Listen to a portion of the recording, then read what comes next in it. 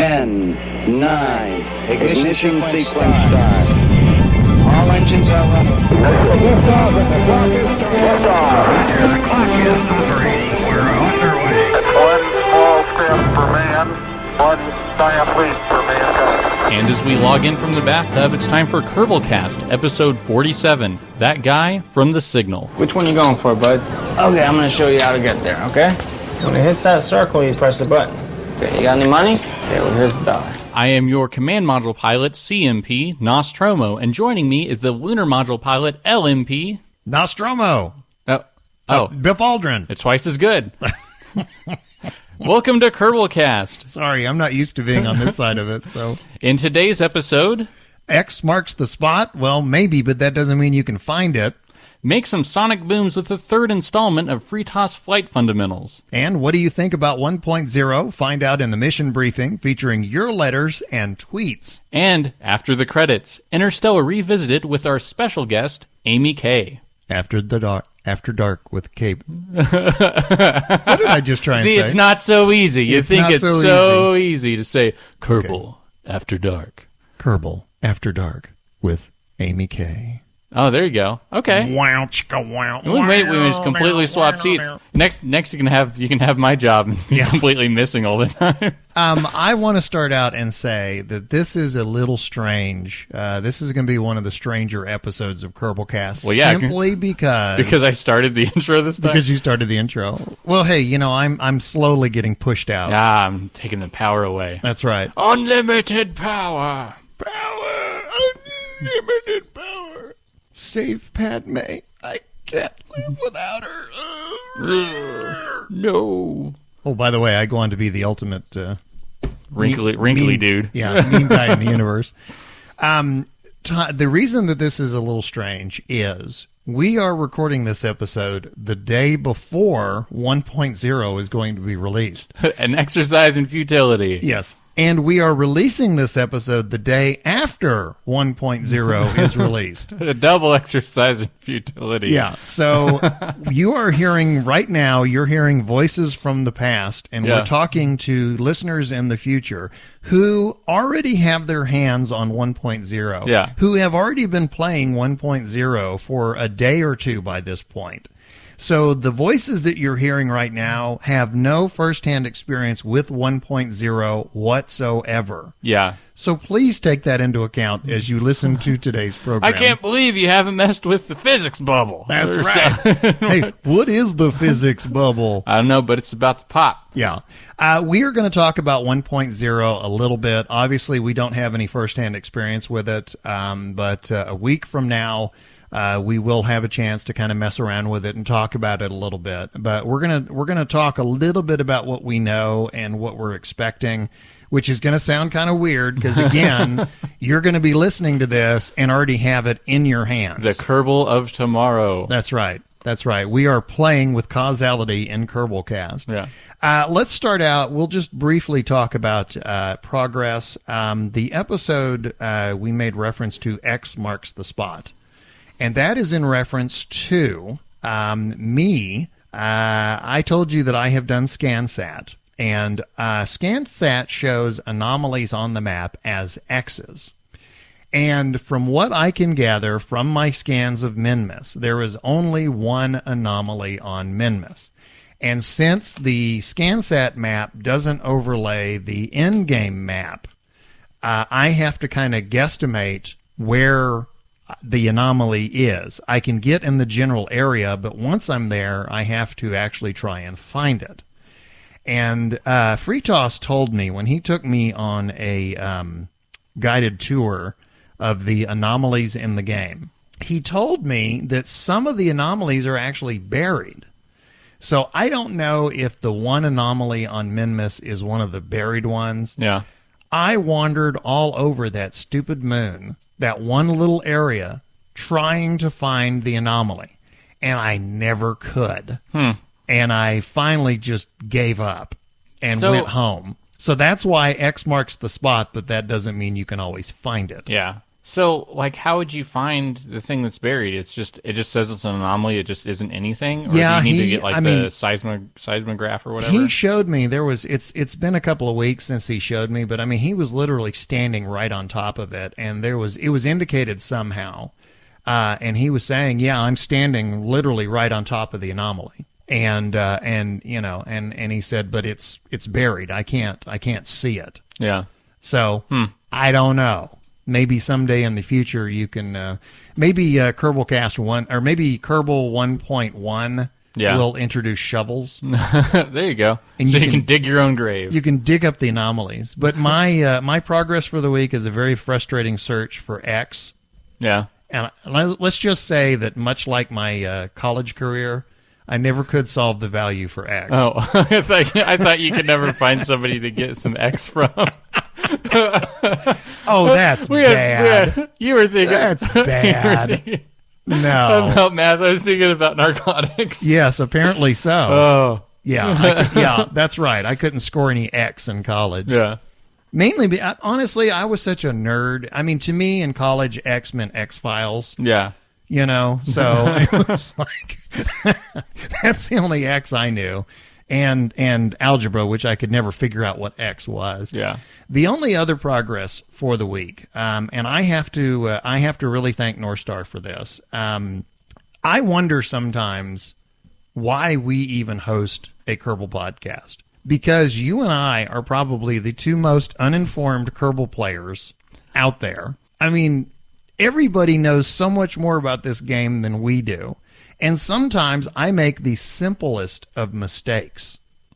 I had mentioned that I was using procedural fairings and really enjoying it. And I said that to create an interstage fairing, what I had to do was I had to put a fairing platform, I guess. I had to put a fairing platform on the bottom side of whatever it was that I was wanting to cover. And then I had to put another one on top of it, but I had to flip it to where it was pointing down. Mm-hmm. And that's how I created my interstage fairings. Well, North Star pointed out to me, I'm not sure why you're doing that, because there is an interstage platform in procedural fairings. And he's right. And I mean, and this is what makes this such an idiot bonehead thing on my part. There's only 3 platforms in procedural fairings. There's only 3 of them. Yeah. There's one platform that covers everything. There's one platform that has a raised surface on it, and then there's another one for interstage fairings. And for some reason, that was just too much information for my feeble little brain. Yeah, who needs it? To process. I did not catch that one of them was specifically for interstage fairings. They need to make one fairing called the good one. Yeah. And you just use the good one. And he's right. Once I put that one in, all the extra separatrons and all the other gyrations that I was going through to make the 2 platforms work together are no longer necessary. And so thank you, North Star, for pointing that out. I cannot believe that I did not figure that out on my own. Apparently 3 is just too hard for me, much like the value of X. 3's a crowd. That's true. And it's confusing to Biff. Because hey, I don't see you in a lot of crowds. That's true. Yeah. That's true. Well, it's that personal hygiene issue. Yeah. But once I discovered that there is an interstage fairing base that you use, the minute I did that, I was able to lose a lot of my rocket, because a lot of my rocket was built to keep the center part stable. Once I had that interstage fairing base in place, I was able to brace the top part of my rocket from a different place, which means I didn't need all the external stuff that I had. And so I went from a very big rocket to a very small rocket, and it's all because North Star pointed out to me that I could not figure out that the piece that said interstage fairing was not used for interstaging. So, anyway, that was my problem. See, my rockets that are big usually get small because of all the crashing. Yeah. So, so by one means or another. Seriously, I mean, what's infuriating about simple mistakes is that in hindsight, you just think to yourself, how is it humanly possible that I missed that. I mean, it says clearly, when you click on that part, it says clearly, interstage fairing base. And for some reason, my brain just went, nope, not seeing it. Nope, done. Anyway, so thank you, North Star. Thank you for rescuing me from my own stupidity. One other thing I want to say, and then let's move on and talk about... we'll do our kind of weird gyrations and talk about 1.0, even though we have no personal experience for it, but the people listening to us do. One other thing I want to say, the episode title, The Guy from the Signal, that's a joke. Nos, when we started doing a Kerbal Life, I've talked about how I based some of the character voices on famous people. Yeah. You tried to base Jeb on the main character from the movie The Signal, and Amy did not know who that was.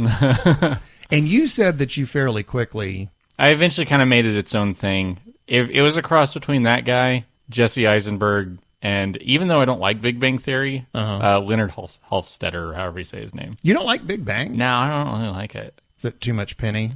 Too little penny. So the main thing I don't like is every sitcom has a vessel, and it's usually the vessel for most of the jokes. Like Everybody Loves Raymond, it was sitting in front of the TV. Married with Children, sitting in front of the TV. You know, like all of those had some sort of vessel that was the main place where the jokes would happen. For them, it's eating. I've noticed that, and it's like they are constantly eating. Yeah, and I don't like watching people eat. So it's like, so you would see like the one or two people talking and everyone's just sitting there eating. Yeah. And I'm sorry, I can't do it. That is, of all the things, because I've heard people talk about, there are some people that hate Big Bang because they say that it's modern day minstrelsy in the way it treats nerds. Yeah. And I mean, I don't see it that way. I'm not disagreeing that point is valid. I mean, I don't see it that way, but I see that point that's being made. But of all the criticisms I've ever heard of Big Bang, that is probably the only one I've heard about the eating. Yeah, it's very, I don't know. Yeah. It's a very distinct beef. Well, I can't stand listening to people chew. Yeah. Or watching people eat. I think in the movie The Fight Club, I think one of the things that they very specifically did with Tyler Durden to make him as obnoxious as humanly possible. Oh, the chips on the phone? The chips on the phone. It's so awesome. I mean, the very first thing he does. Yeah. I think that's one of the funniest scenes to me. I just can't. Yeah, he calls him and the guy answers the phone and it's just. Yeah, it's so obnoxious. I love it. Yeah. But it establishes right away that that's him. Yeah. He doesn't care. And he's going to chew in your ear. Yeah. It's like you're interrupting his chewing. Yeah. Yeah. Well, you're not more important. I give you credit. I have never heard that theory as to why. It's like, I don't know. I just can't do it. I will say though, as much as I've watched The Big Bang, I have always wondered about how those people can be as thin as they are. They have a bucket they spit in when the camera's not on them. Oh, really? Yeah, it's like... Are you serious? Yeah, in most TV shows, they have a spit bucket that's like off, like where you can't see it. So like whenever they're not on camera, they're given a cue and they spit out the food, and then, they go back to eating it. You just explained why I could never be an actor, because I would never... I don't know, after take 30-something... Yeah. I mean, I would, given some of the stuff they eat, I mean, because, it's like I love Chinese food and stuff like that. I mean, I would be blowing take after take just so I could finish whatever it was I was eating. Somebody would be like, all right, it's time for lunch. Shut up.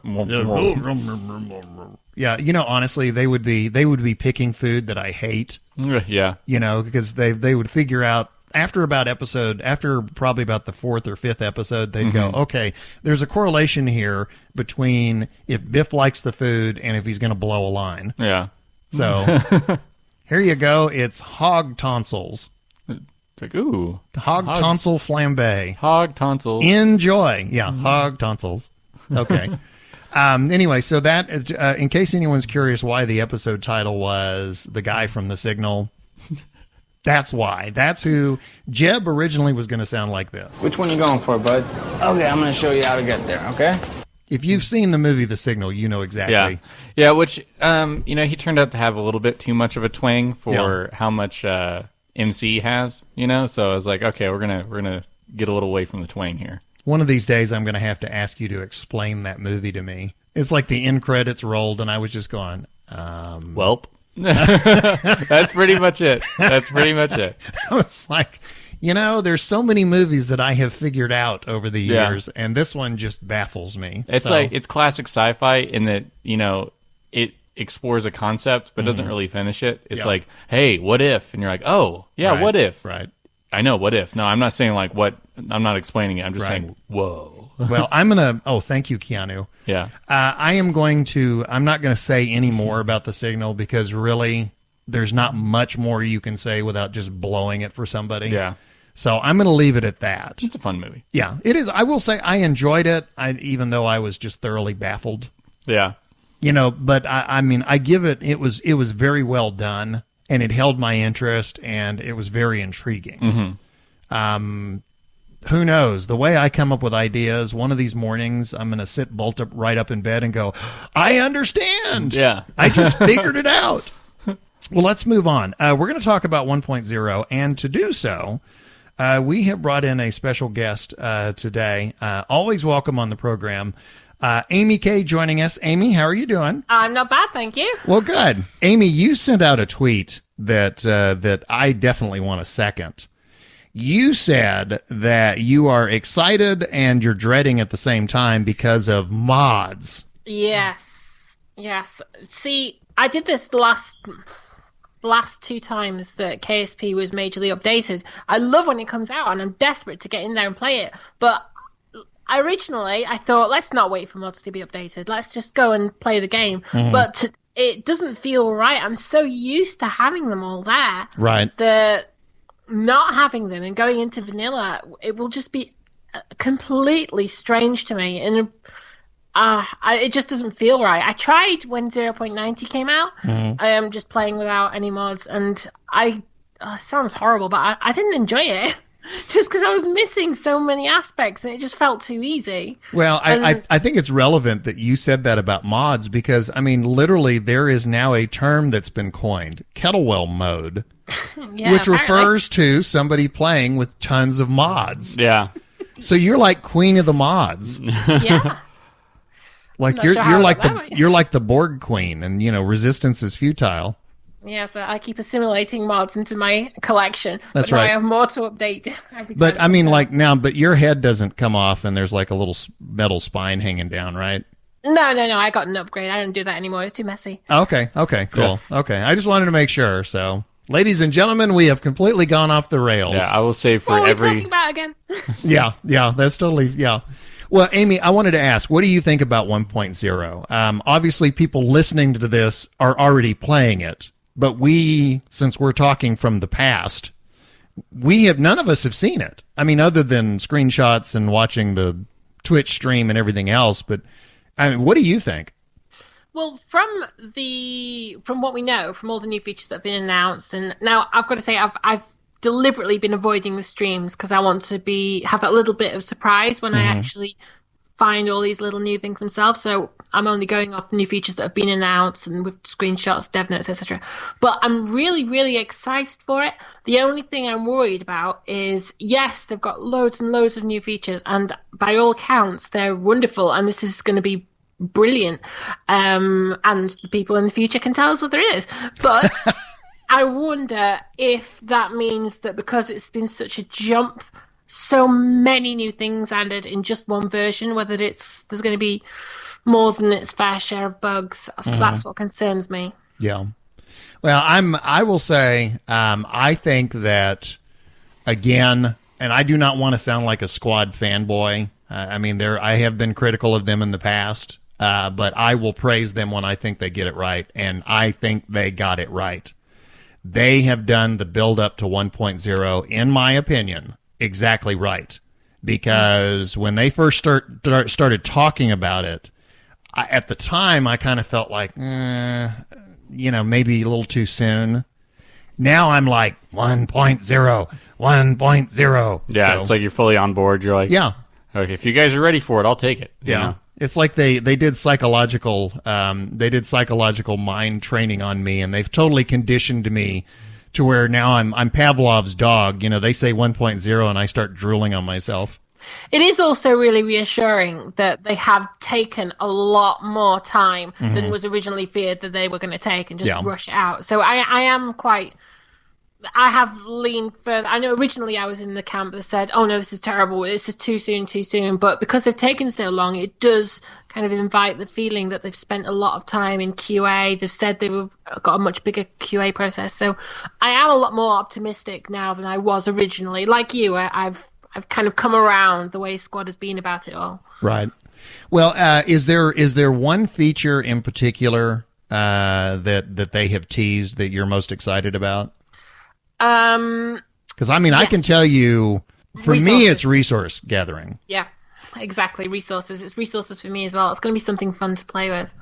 I like that idea that you can, because I mean, that's as I said last time, that exists in our current technology, but we're not really using it. And the idea that we can now kind of make a step ahead in the game and take a real world technology and actually implement it. I like that. Okay, this is going to probably say something really bad about me, but if you take away actual gameplay, do you know the thing I'm most excited about in this game? And it's actually the failure states. The how what? You can how you can get game over, how you can how you can get fired. Yeah, I'm really looking forward to that, and I don't know what that says about me. Do you think it'll actually apply? Like, because you've been playing for a while, so you're pretty experienced. Do you think it's going to apply to the game that you'll be playing? It could, especially in career games, because in career games, when you make them really difficult, you can get to a point, and I have myself a couple of times, where you're essentially stuck. You have no money to go on. And the way I imagine it could work is if you lose all your reputation, maybe there's a failure state for no confidence. And I just, because there's absolutely no use for reputation for me, I just completely farm it out for whatever I can get out of the, what do you call it? It's the administration building. So potentially, depending on how it's been put in, I'm looking forward to the challenges, because it may, depending on how it's done, make me have to change my career games. Well, and you made the comment that she's got a lot of experience, but yeah, she's got a lot of experience playing it at excruciatingly difficult mode. Yeah, it's true. So that didn't you say that you're not going to start playing this right away until you get your mods? No, I didn't enjoy it when Point 90 came out, just because it didn't feel like my game. It didn't feel the same. So I'm going to wait at least until I get the basic ones. Okay. Oh, and also I really want to know whether Fire and Deadly Reentry are, kind of null now that with the new aerodynamic model, or whether there's still a lapse on the official one based on the fact that they want to balance it with fun. So I'm waiting to read about what that's like. Future me would be, let me rephrase this. Past me, which is speaking now, would absolutely love to tell future me which mods are going to be available on day one. Because there's some that I absolutely want to have on day one. And I'm hoping they're going to be there. Yeah, Kerbal Engineers 1. So, I don't know. I think, Nos, what's really bad for you is you're going to be on the road.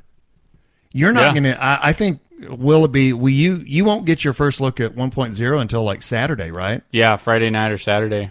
Oh, so past Nos, really, his future Nos is really far in the future. Yeah. Yeah, my 1.0 experiencing Nos is quite a ways away. Oh, I feel so bad.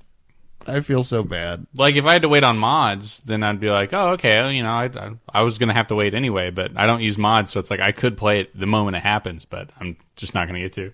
The mod community, though, in my experience, has been very, very good and very, very quick in getting out the big ones. Mm-hmm. So it's usually, you're only talking a day or two max. Wow. Which mods are you absolutely going to have on hand before you start playing, Amy? Well, Fire and Deadly Reentry, if I read that they do improve on the stock model. Ideally, real fuels. KW rocketry, not so much because I want to play with some of the new parts, but it would be nice. Procedural parts would be nice. Let's see, what else is there? I'm not going to replace the tech tree because I want to play with the new tech tree, but the new advanced jet engine mod would be nice. Obviously, Kerbal Engineer Redux. RSS 64K, I would like it, but I'm guessing that might be slightly longer before that's compatible, so that depends how long that's going to be. Remote tech, waypoint manager, precise node, the things like that, enhanced navball, all the little utility ones that you expect to be out pretty quickly. I want, day one, I want Kerbal Engineering, I want KW Rocketry, I want procedural fairings. Since they have added, apparently, Deadly Reentry and FAR, those are not on my list, since apparently they're going to be in the game. I have faith in the mod community, though. I'm sure that, they'll come around, and by Wednesday I'll be right there. Well, there'll be a lot of caffeine and a lot of late-night coding. Yeah, speaking of late night, we will see you guys again in Kerbal After Dark. Oh, yeah, we should mention that. Amy joined us to talk a little bit about 1.0, but Amy is also going to be back. We're going to take a second look at Interstellar now that it's been out on home video for a little while. And Amy just recently saw it for the first time. So we're gonna bring Amy on to talk about her first time. With Interstellar. Okay. With Interstellar. I look forward to Any it. more of a pause and I would have been like, come on. Yeah. Well, what were you thinking, Mr. Dirty Mind? I was, nothing. Hey, I didn't mean anything by that. Yeah, sure. And I'm just going to step aside. Yeah. All right, be sure to step back for Kerbal After Dark. We'll see you here in a little bit. Yeah, you step aside and we'll see you in just a little bit. Bye, Amy. Thanks for joining us. Bye. And now your letters and the latest news in the mission briefing. Okay, and our first letter is Physics Bubbles by Wesley C., or Yado Blotto. The physics bubble doesn't relate to multiplayer per se. You know how when you're rendezvousing with a space station or complex craft, and when you get about 2.5 kilometers away, the game pauses for a second as that ship gets loaded into the game? That's the ship loading into your physics bubble. In .90, the physics bubble is about 2.5 kilometers. Anything less than 2.5 is in your bubble. Anything more than 2.5 is outside of it. In 1.0, the physics bubble will be variable. Ships in flight in space, and probably things landed on the ground, will still only load when they're about 2.5 away. However, things in the atmosphere stay loaded 22.5 kilometers away. This will mean that there's a chance that you could drop your boosters onto Kerbal Space Center. Don't worry too much, though. The new aerodynamics should encourage players to tilt over much earlier than they do now. No more tilting over at 10 kilometers. Depending on how realistic the atmosphere is, you may be tilting over less than 1 kilometer up. Stop reading this and go play 1.0. Wesley. Well, if we actually had 1.0. What if we could? we were just talking like this is the most irrelevant podcast I think we've had. Like it's already outdated before it came out.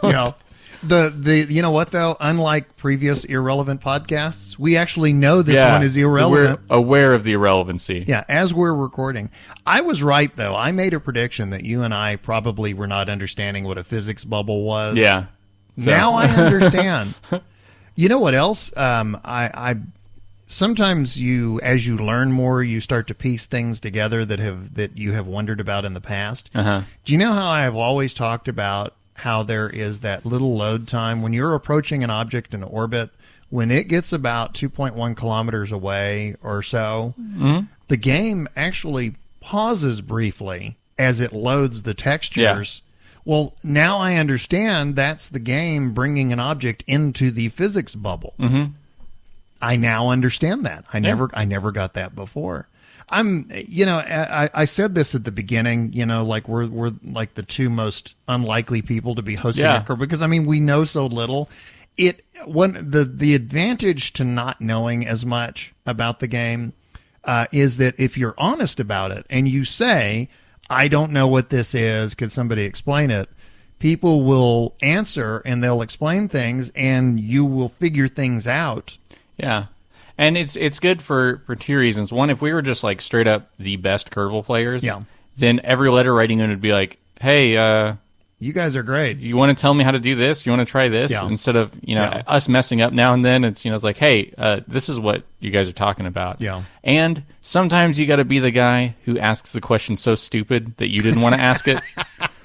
Somebody out there is like, I don't know what a physics bubble is. I'm glad I'm not the one getting the mail. And I'm honestly, that's a real good point because, we didn't know what a physics bubble was. Well, I'm sure we weren't the only ones. Yeah. And it is pretty good though if we were. Yeah. Well, it's good that we ask questions because when people answer those questions, it educates all of us. Yeah. And somebody who didn't know what a physics bubble was and wasn't in a position to, get on a microphone and say, what is a physics bubble? They got the answer. So, I actually think it kind of plays to our advantage sometimes, not being that knowledgeable. And also, you talked about this in the last episode, but, we're not strict Kerbal news. We're not strict Kerbal how-to. We're a Kerbal slice of life. Yeah, we're kind of Kerbal all across the board. There is a lot. There are a lot of Kerbal resources out there. There's YouTube channels, there's Twitch, there's all kinds of stuff. Yeah. And if you and I one of the limitations of an audio podcast, it's very difficult in an audio only format to try and explain things without being able to show them. I would say in the Kerbal High School, we are not one of the classrooms. We're one of the cafeteria tables. Right. Like you should. That's a good analogy. Like you show up, you talk, you hang out, answer each other's questions, help each other with homework, and then you go off to your classrooms and learn your, the I hard thought you were stuff. going to say we weren't one of the cool kids. No, that table's pushed far away from a lot of other people, but we like it. We like it that way. We moved to the table. We swear. Because the cool kids, they seem to get it. Yeah. That's a song reference. You probably don't. It wasn't Diarrhea Planet, so you probably don't know. Yeah. Echo Smith, good song. Okay, next letter. And this is also about the physics bubble. This is Mike Dowling, a.k.a. Politos. Hi, Nos and Biff. You've probably had plenty of people explain it, but the physics bubble is the volume of space surrounding your active craft in the game, inside which any objects are included in the physics modeling. Objects in the physics bubble have mass, volume, inertia, rigidity, and physical dimensions. They are affected by atmospheric drag, and now re-entry heating, and can collide with each other. That explains something else, too. I'm off the letter at this point. That explains, too, when I'm bringing stuff into orbit, even if I'm coming in and I am well inside the atmosphere and atmospheric drag is catching on, there are times when I jettison things that do not re-enter, even though I've come in. I think it's because they're outside this bubble. Mm-hmm. It doesn't always happen. There's, if I bring something in with a negative periapsis, it will always collide with the surface. But if I bring something in and I'm relying on atmospheric drag to bring it down, it doesn't always do it. I'm assuming that's because it's outside this bubble. Objects outside, I'm back to the letter, and this may answer my question. Back to the letter. Objects outside the physics bubble have no forces applied to them other than gravity from celestial bodies. They follow their predetermined orbital path. Here we go. Atmospheric drag has no effect on such objects, which is why aerobraking trajectories fail to work if you're flying a distant craft at the time. That explains it. There you go. Yeah, that's exactly right. See, again, that's the value of not knowing and asking. Yeah. You may figure out more than you originally thought you knew about something. Collisions can't happen for them other than with celestial bodies. The purpose of the physics bubble is to limit the amount of processing required at any given moment in the game.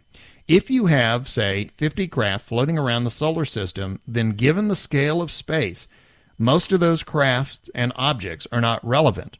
When launching from Kerbin, it doesn't add to the game experience to have your computer worrying about your Duna station's slight wobble, so it gets ignored in favor of a better frame rate.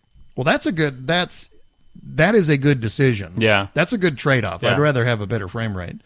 Up to now, the 2.5 kilometer limit of the physics bubble has caused problems for people trying to do stage recovery. You dropped your boosters with activated parachutes, and they just got removed when you got too far away rather than landing safely. That's something else I didn't I wondered why putting parachutes on things didn't always make them come back. Yeah. Interesting. I'm glad I asked the question. A couple of mods sorted that out like every other issue, but this is a simple fix for Squad to improve the situation. Assuming, of course, that they have also implemented code streamlining to keep up with the frame rate. Kerbal on Mike Dowling. Let's see. I'm assuming our next letter is not physics bubble related. No, this is Kerbal's in space. This is from a Thyron. I think that's right, but either way, I'm reading it. Greetings, Kerbal Pod people. Short-time listener, first-time writer, because it would be hard for this to be my third or fourth email, only having been listening for a couple of weeks. Well, I suppose I could have written in before now, but it would be weird, and I'd be one of those people who go on the avoid list. Anyway. Nobody goes on the avoid list for us. We're grateful for any attention we get. Actually, we're the ones that people avoid. Yeah. Hi, I'm a big fan of your podcast so far, and I've got to say I was impressed by your vicious man-hating rant in one of the earlier episodes, the one where you pointed out that the way people treat women on Twitch, among other places, is a bit ridiculous. But I think I was more impressed that you apparently had no fallout from it. I knew the KSB community was generally pretty cool, but I was impressed that you seemingly only got good responses, and that made me happy. So anyway, I hear you like stories about our missions. We love them. I'm kind of a mid-high range intermediate player. I got some physics knowledge and I do some napkin math now and then, but I haven't needed any major help.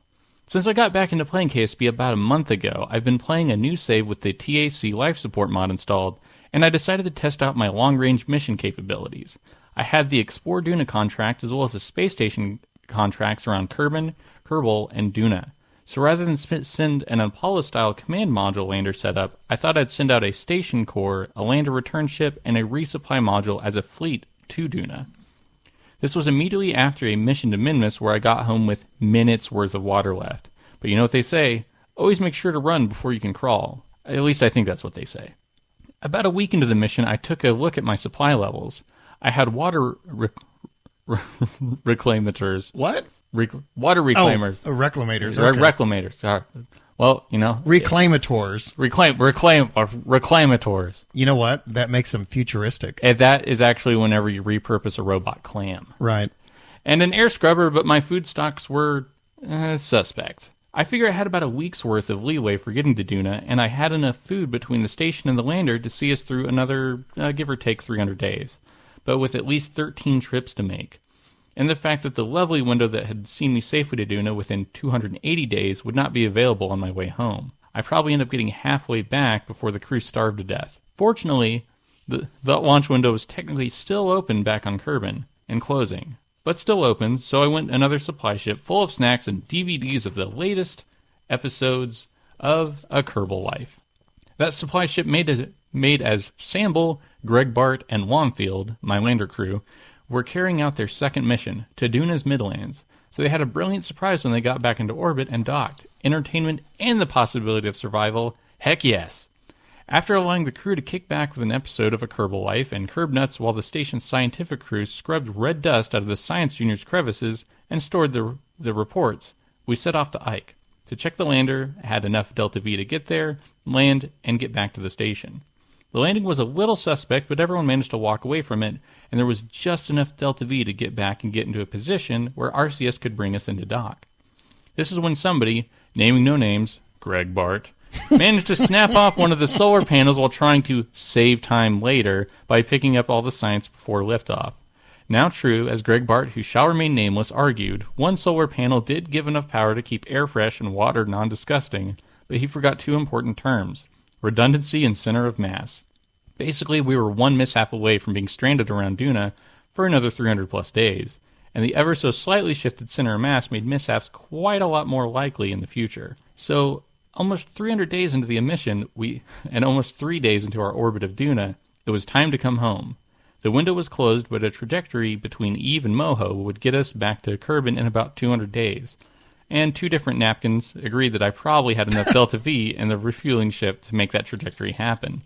And then, with atmospheric assistance from Kerbin, make it stop happening at the right time, preferably without too much death by excessive G.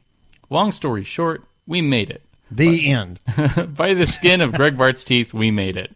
Samble was promoted to level 4. Lomfield was also promoted to level 4. Greg Bart was fired and threatened severely, but then he made a sad face, so we rehired him, promoted him to level 4, and threatened him severely again. Greg Bart was since put at the top of the selection list for the one-man mission to Eve. It'll be fine. He's an engineer. I'm sure he can scrape together 12,000 Delta V worth of rocket together. You know, that whole bit about fired and rehired, it's like the opening credits of Monty Python on the Holy Grail. Yeah, he was sacked. Yeah. The people responsible for sacking have just been sacked. Yeah.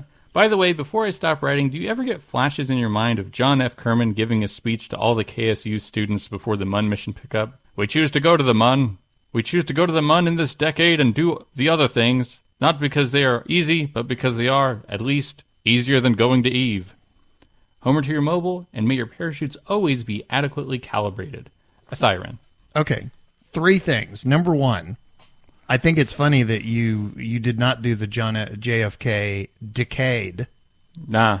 Because remember, he says, in this decade, and do the other things. In this decade? Yeah, he says decade instead of decade. I don't know. I haven't heard the guy enough. Okay, that's thing 1. Thing 2. Okay, you do it. You do it in your we're doing John F. Kerbal voice. Well, I wrote him back because he said, do we ever get write John F. You can't write him back. Well, I wrote a thyron. Oh yeah, you can write him. Yeah. Okay.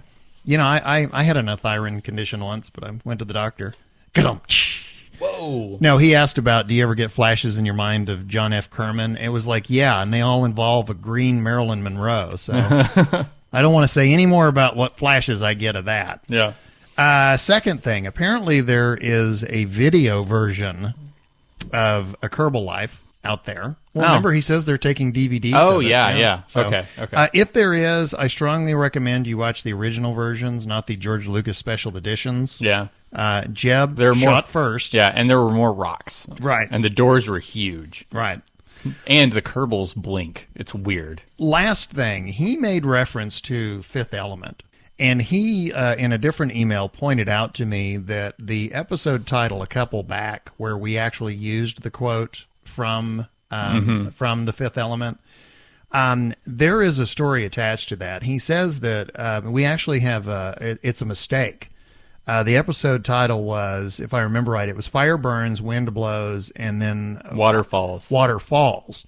Well, in the movie, they actually say Rain Falls.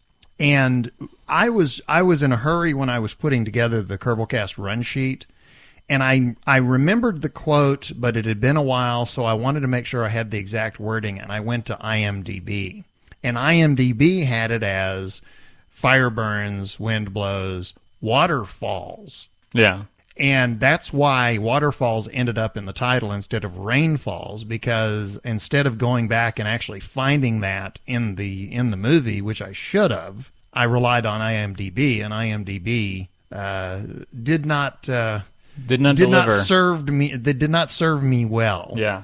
But I think it's funny because he said he assumes that I said Waterfalls because I was thinking of the TLC song. Yeah. I can most assuredly say I was not thinking of the TLC song. Number one, I had no idea what he was talking about, so I had to look it up. There's a song called Waterfalls by a group called TLC. I had no idea. Really? Yes.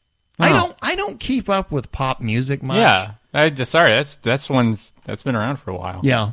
And the other thing is anytime I come across pop music, it usually irritates me. Yeah. The latest irritation right now is Iggy Azalea. Who I call Queen of the Minstrels. I mean, the minute I heard her, I was like, you've got to be kidding. Yeah. Where is the torches and pitchforks crowd over this?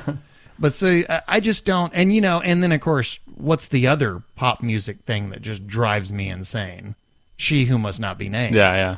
I try to avoid pop music as much as possible. See, so. I just remember all those from being a lot younger and watching a lot of TV, and all the, now that's what I call music commercials, and so you'd hear the songs or you'd hear it at school or something. Do you know what a sign that you're getting older is? The most sure sign that you're getting older. When you're a kid and they're doing those, those TV commercials where they do like the CD collections, or I guess, the 8-track or the cassette and it's always, like the greatest hits from like 20 years ago. And they're always songs you've never heard of. Mm-hmm. Okay? A sure sign that you're getting old is when one of those commercials comes on and every single song that they do is one that you love. Yeah. And you're like, you ooh. remember listening and you see it's like, ooh, I may get that one. Yeah. Oh, no. Yeah. Now that's what I call music 87. Yeah. That's my jam. Yeah. 87 means the target age. Yeah. Of the person they're trying to sell it to, 87 years old. Now, that's the thing about music is you, I don't know if you ever do this or not. Do you find yourself listening to something and realizing that it's 20 years old? Yeah. Yeah. I think that what happens to people, too, is they get older. The music that they listen to, like, around that time, they only liked a certain amount when they were that young. Like, whenever you're, like, 20, you only listen to some music, and the rest of it all just sucks. Yeah. But as you get older, you're familiar with that so much that you even like the music you hated back then. Right. You know, because it's just familiar. Well, I took a sociology class one semester, and they talked about, they said that, there is a certain age at which your ability to acquire the quote-unquote code that is embedded in music shuts off after a certain age. And the reason that, say someone 30-plus years old stops liking popular music, it's because the code is changing so much that they're not following it. I've never really kind of followed popular music anyway. Yeah. When I was really into popular music, I mean, it was stuff like Pink Floyd and Rush and, stuff. I mean, the stuff that you sat down and studied like it was the Dead Sea Scrolls or something. Yeah, yeah. It's like Pink Floyd or Rush or somebody would come out with an album, and you would sit there and you would listen to it for hours. Like dissect it. And yeah, you'd dissect all this meaning, and there'd be all these references, and so you'd go off and you'd read the mythology, or you'd read the book or the poem or whatever it was that it was referencing. I mean, it wasn't music, it was homework. Yeah. Anyway, so another aside, music to listen to to play Kerbal by Philip Glass. Is very good. These are new ones? Yeah, this is stuff I have not mentioned before. Okay. Philip Glass is good to play Kerbal too. Mm-hmm. I have also I've kind of alternated. Occasionally I'll get into stuff like Bruce Springsteen is fun to play Kerbal too. Yeah. But I listen more to stuff like Philip Glass or instrumental scores or something like that. Mm-hmm. Stuff that can run in the background that is a nice accompaniment. Yeah. Because like the Bruce Springsteen and the Beatles and stuff like that I like, it's hard to not listen to it and not focus on Kerbal. Yeah, yeah. I need something in the background that's accentuating what I'm doing. Okay, so Philip Glass, one more. One more? Yeah. I have to do one more? We're doing two apiece. What's your other one? I recently rewatched Europa Report. Mm-hmm. The first time I watched it, I know that I acknowledged it at the time, but I think because I was thinking about the fact that we were going to do, back then it was called But I Digress, but I think I was thinking so much about the movie that I kind of forgot. Yeah. The music for Europa Report was done by Bear McCreary, who did the Battlestar Galactica reimagined score. Yeah. Which is one of my absolute favorites. That's another one that's really good. I mean, I loved it. The Battlestar Galactica score from all of the seasons. That's really good to play Kerbal to, and that's really good to listen to also. But he did the score for Europa Report, and when I rewatched the movie recently, that's when I noticed the music, and I was thinking, wow, that music's really good. And when I saw who it was, I immediately went online and got it. So, that's good to play the game too as well. Okay. So what are your two? My two that I've been doing, Interpol had a new album come out, and I've been listening to like all their stuff. I don't know. It's really, their albums are really easy to chain together and just like listen to a whole discography together. Right. And Mariachi El Bronx, which is a mariachi band. Yeah. From the Bronx? No, it's a punk band they were called the Bronx, and it's a really, really great punk band. I've seen them live and everything. Oh, they're so great. I love them. Mm-hmm. Well, they were invited to go on an Unplugged, where they play acoustic. And they're like, this is stupid. We don't want to go on this. They're like, you know what? So they dressed up in mariachi outfits and played all their music mariachi style. And so they actually, that was really fun. And so they went and studied at a school of mariachi. And they've been making mariachi albums, and they're really well done. They're really well done. And I don't know, it's just real fun music to listen to. Well, somebody tweeted to me, and I'll put a link to this on our show page. But somebody tweeted to me. They said, "Have you heard this? This is great music to play Kerbal to." 24 hours. Oh, this is bad.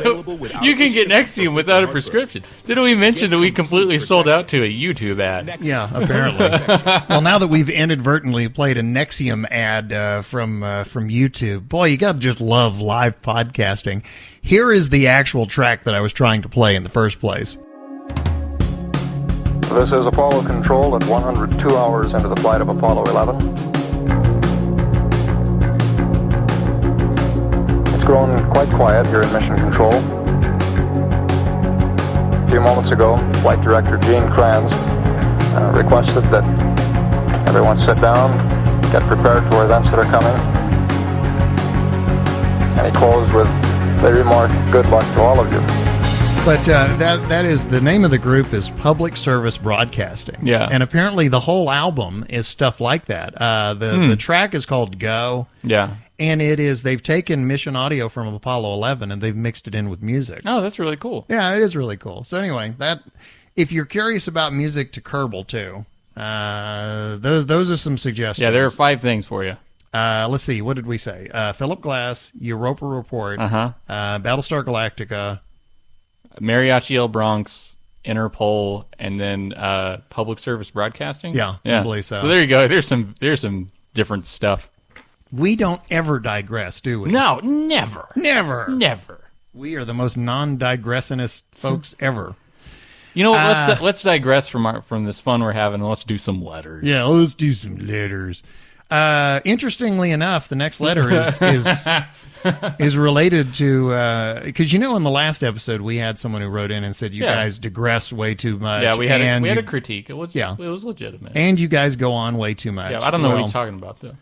Well, Ron K wrote in and said, "Boys, I should do it like a Southern sheriff. He was like, boys, what we have here is a failure to communicate." Ron K says, "Boys, the length of your podcast is not something you need to worry about. Some people have long podcasts, and other people have short podcasts. The girls and boys won't like you for the length of your podcast, but the way you use it. Remember, it isn't the podcast, it's the podcaster. P.S. Didn't you learn anything from episode 6? Well, yeah, that Canadians. Yeah, speaking of the Dead Sea Scrolls, that's what episode 6 is. Yeah. You're just always learning something new from it. There's a long ago you gotta reference. Decipher it.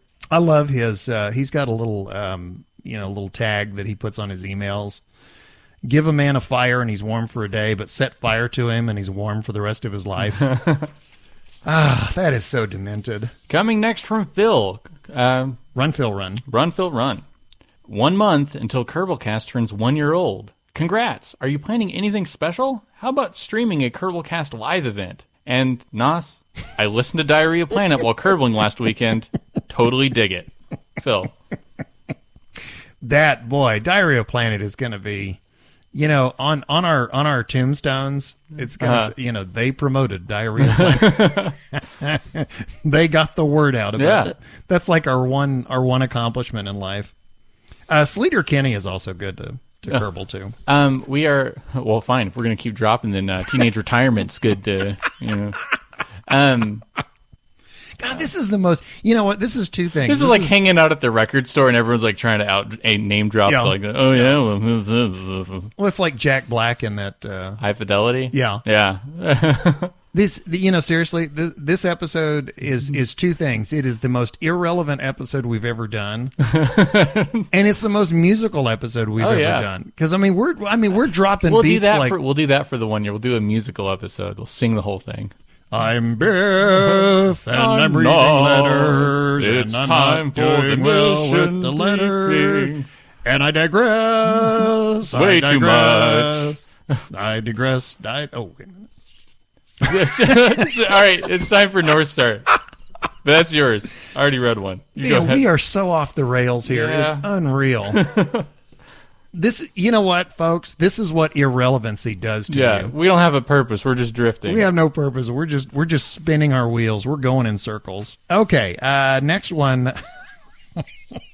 Wow. I wonder, you know what? I don't think anybody's with us anymore. Oh, no, they're gone. We've totally lost the audience.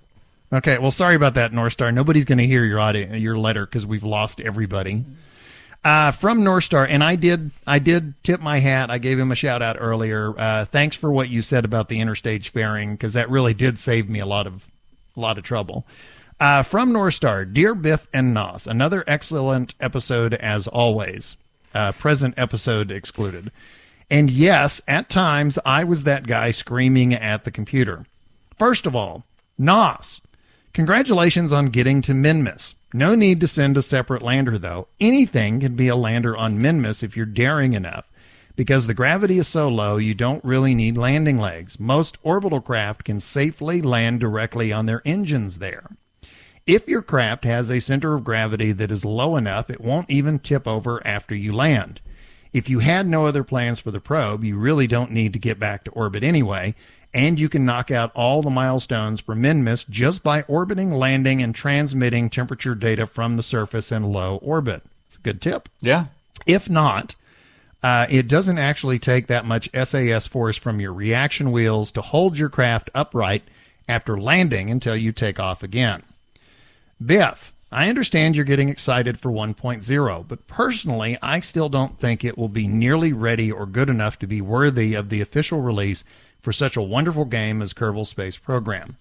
I've said this before, but I will say it again. At the minimum, Squad really ought to release at least one more update first that includes all their new features to make absolutely sure they've ironed out the bugs and got the balance right before the official release. QA and experimentals are great, but in any development process, they are always inevitably some bugs with a feature that can go unnoticed until they are released in an upgrade. An aside from the letter, it just occurred to me, Squad would do well to get North Star and Amy K and the experimentals, because if anybody is going to put this game through their paces, it's those two. Yeah, it's those two. Back to the letter. Also, I really think that KSP truly desperately needs a polish and optimization pass before an official release. Squad should strongly consider swapping to Unity 5, because doing a lot of this before Unity 5 means they will have to do some of it all over again after swapping to Unity 5. That's the game engine.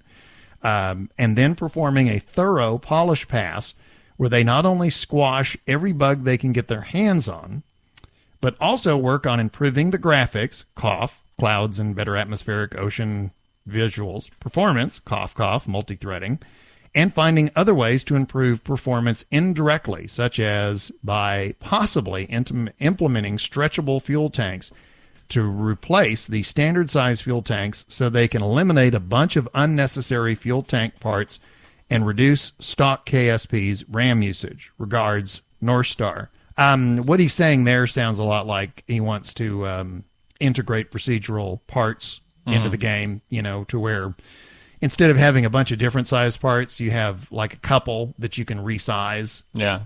Which I will say, messing around with procedural fairings, it's nice to be able to resize things. You really can create exactly what you're looking for when you have that much flexibility. Mm-hmm. So, again, that's a letter from North Star. He has fallen victim to the same thing we're running into, which is we're talking about 1.0 before it's released, and we're being heard after it's been released. So I would ask the listenership, what do you think? Now that you have 1.0 in your hands, is that criticism still valid? Do you have a polished game in your hands? Do you feel that they should have waited? Do you like 1.0? What is it about 1.0 that you like? Mm-hmm. We would love to hear opinions about this game. And he's right, I am super psyched for the game. I said it earlier, I'm saying it again. Squad handled this well, and I cannot wait to get my hands on the game. Yeah. Although, for the people listening, I already did get my hands on the game. And I want to since I'm recording this in the past to be heard in the future, you can select one of two options here. Okay. You ready? Yeah. 1.0 is amazing. It is the greatest upgrade to this game ever. I love it. KSP 1.0 is the greatest game of all time. I am donating my life to this game. I am going to drill a hole in my skull. I am going to put a USB cable in there, and I am going to upload my consciousness into this game. That's how much I love 1.0. I agree. Okay, option 2. 1.0 sucks. I agree. There you go. So select the one that you like. Yeah. I think you've got the next letter. Oh, yeah, I do. Oh, and the last letter, too. A weekend of chaos. Coming from Freetoss. Hi, Biff and Nos. Congratulations to Amy for a job well done with her filler episode. It was nice to have a recap of a Kerbal life with plenty of interesting commentary. Who says we can't have a show if Biff is away? Okay, just for the record, Biff was the one who put the show together. The extra time also gave me the opportunity to have something to write about besides just the next installment of Freetoss Flight Fundamentals. I do want to second what he said, though. Amy, I've said this, but I say it again. Amy did incredible. It was a great job. She did a phenomenal job. People who follow me on Twitter are probably already aware of the fact that I spent this past week playing around with the Chaos mod. I've got some programming experience, but I figured it'd be best to familiarize myself with the Kerbal syntax and functionality before diving straight into using it for my probes in my 1.0 career game. So, with Ascalon watching and helping out, I managed to write 2 functional programs for Chaos. First, I was able to program a rocket that could go from the launch pad to deploying a satellite into precise plus or minus 500 meters, 100 kilometers by 100 kilometer orbit. Every aspect of the launch, from staging to my gravity turn to deploying the probe and extending solar panels and comms antenna, were totally unautomated. All I had to do was hit go on the launch pad. Now, it wasn't without its fair share of trial and error. There were a few launches where the program consistently decided that immediately after launch it wanted to whip the rocket around and explode by hitting the flagpole immediately north of the launch pad. Fortunately, that bug managed to get squashed, though it was entertaining. I like the previous. I like the unfortunately. Yeah, unfortunately, it worked out. Unfortunately, it stopped doing that. Second, I wrote a very simple automatic landing script designed to bring in a lander onto the surface of any celestial body. Tests on Kerbin were great. Tests on trying to land on the Mun from orbit went not so great at first, but a few tweaks later, and my robot lander was able to stick the landings near the Armstrong Memorial like a pro. Burning only about 50 meters a second of delta V, more than a perfect suicide burn, even if it did like to twirl about and dance like a robotic ballerina just before touchdown. I've come to the conclusion that Chaos is an amazing mod. It has a ton of additional functionality, everything from automatically generating and executing maneuver nodes to controlling time warp and calculating planetary phase angles. I'll definitely be keeping it installed from now on, provided it doesn't break / once it's updated for 1.0, and try to write more useful and fully realized scripts that can work on more than just the specific ship I threw together to test it with. All of the functionality, and more, of MechJeb with none of the feel of cheating since you have to write and execute your programs yourself. I'd say you should give it a try, Biff, but I have to teach you how to fly space planes, and shuttles. That should keep us busy for several more weeks of Flight Fundamentals. Bro, do your wings even lift? Freetoss. And that is a great introduction to the 3rd installment of Freetoss Flight Fundamentals. Greetings, Kerbonauts. Freetoss here with Episode 3 of Freetoss's Flight Fundamentals. Now that I've covered the basics of constructing and flying a plane, it's time to take the next step and go as high and fast as we can with supersonic aircraft. It'll be good practice, since to get into orbit with a space plane, you'll need to know how to fly as high and fast as possible. Before I get started, I have a quick disclaimer. I'm recording this on the evening of April 24th, and it will likely be released sometime after the release of 1.0. As I've said before, I use Ferrum Aerospace. I'm going to operate under the assumption, for now, that if something works well using Ferrum, it will also work well in stock 1.0 aerodynamics. Unfortunately, I'm not part of the experimentals team, so that's speculation on my part. Now then, high speed and supersonic flight is where planes really get interesting, and are the first true step in building a spaceplane that's capable of reaching orbit. For now, I'm only going to discuss the air-breathing portion of high-altitude flight. Adding rockets to reach space will come in a future episode. To get the most bang for your buck out of aircraft in terms of distance, the key is to fly as high and fast as possible. High-altitude aircraft can easily break 1,300 meters per second and can travel halfway around Kerbin on only a few hundred units of liquid fuel. Construction of a supersonic jet involves three main differences from what I discussed in episode 1 with subsonic flight. First, and most importantly, ditch the basic jet engine. It's time to break out the turbojet. It provides more thrust and has higher efficiency at altitudes above 10 kilometers, which is where we're going to be operating. Second, instead of giving your aircraft wide wingspans, supersonic aircraft use very highly swept wings that run the entire length of the fuselage for a smooth, streamlined profile in order to reduce drag. Think of the difference between the Concorde wings and a 747. Using FAR, changing your wing shape in this way will give you a better lift-to-drag ratio at high speeds. I may cover wing design in more detail in a future episode.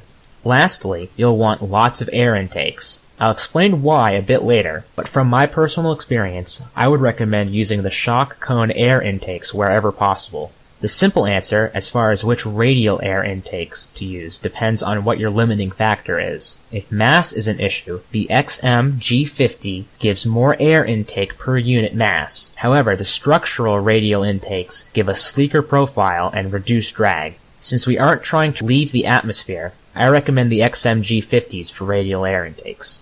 Flying a supersonic jet has two main phases. After taking off, you can typically enter a steep 45-degree climb, depending on your thrust-to-weight ratio. If you have trouble keeping the nose up with highly swept wings, try adding a pair of advanced canards near your nose. These will add more control and move your center of lift farther forward.